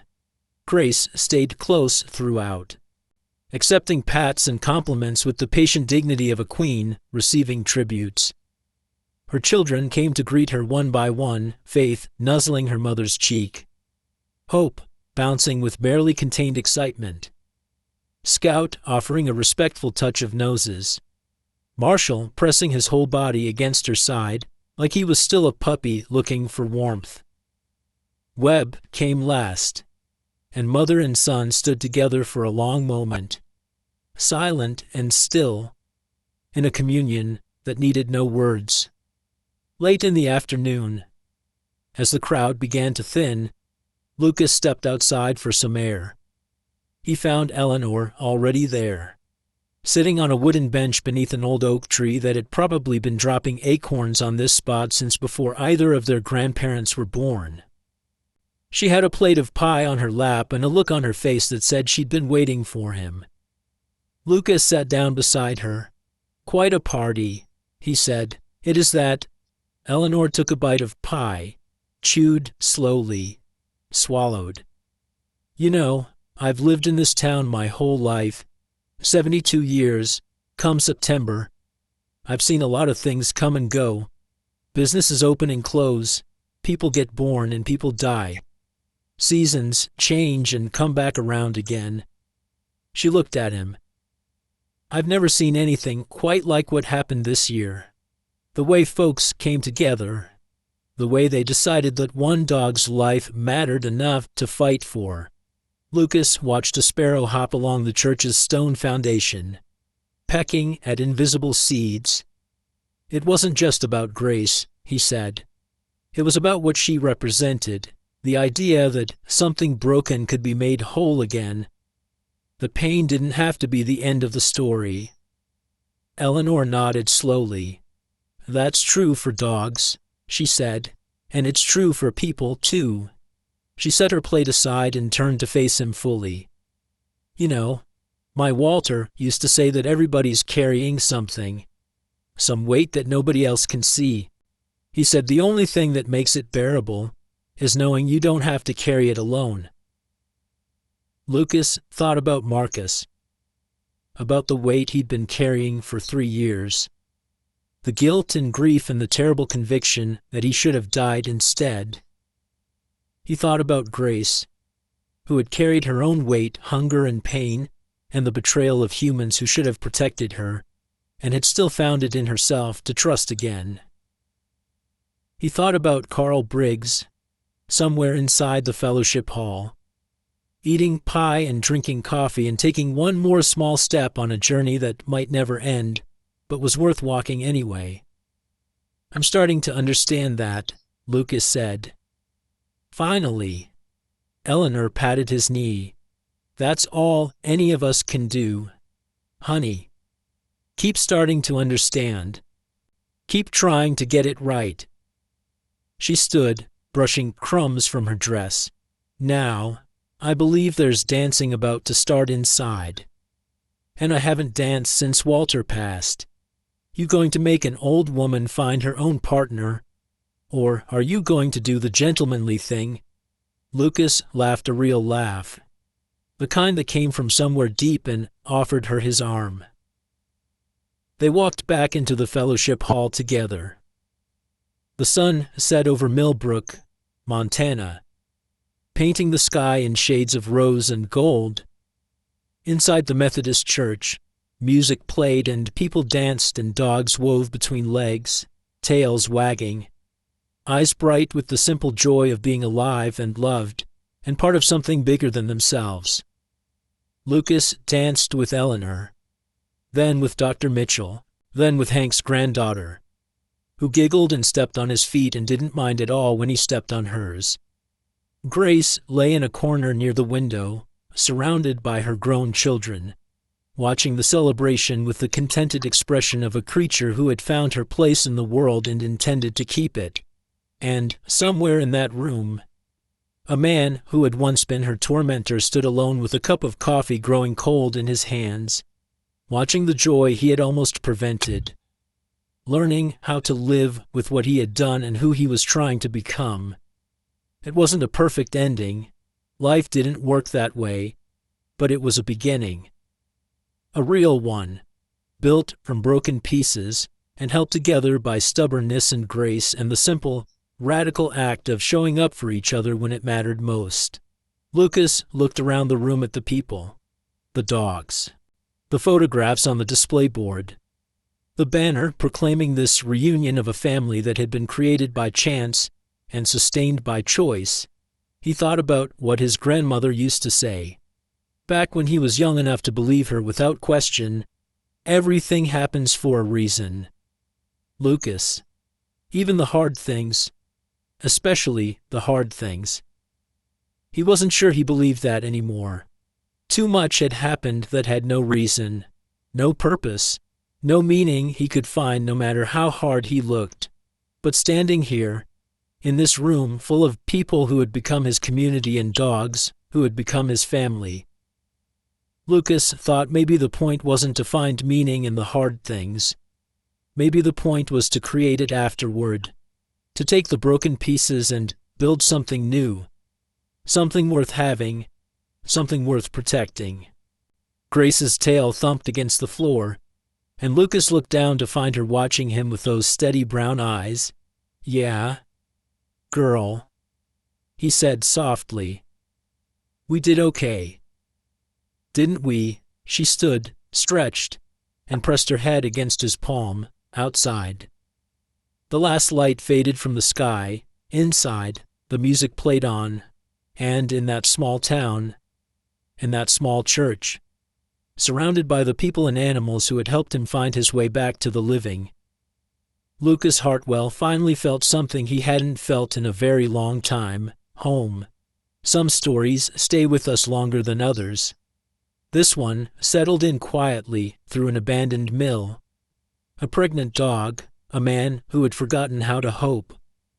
It moved through a community that chose to show up, through a broken man who found the courage to stop himself, through all the small moments of grace that happen when we least expect them. Perhaps you recognized something in Lucas, the weight of carrying guilt alone, the fear of letting anyone close enough to help. Many of us have stood in that same doorway, unsure whether to step through. Perhaps you recognized something in Carl, too.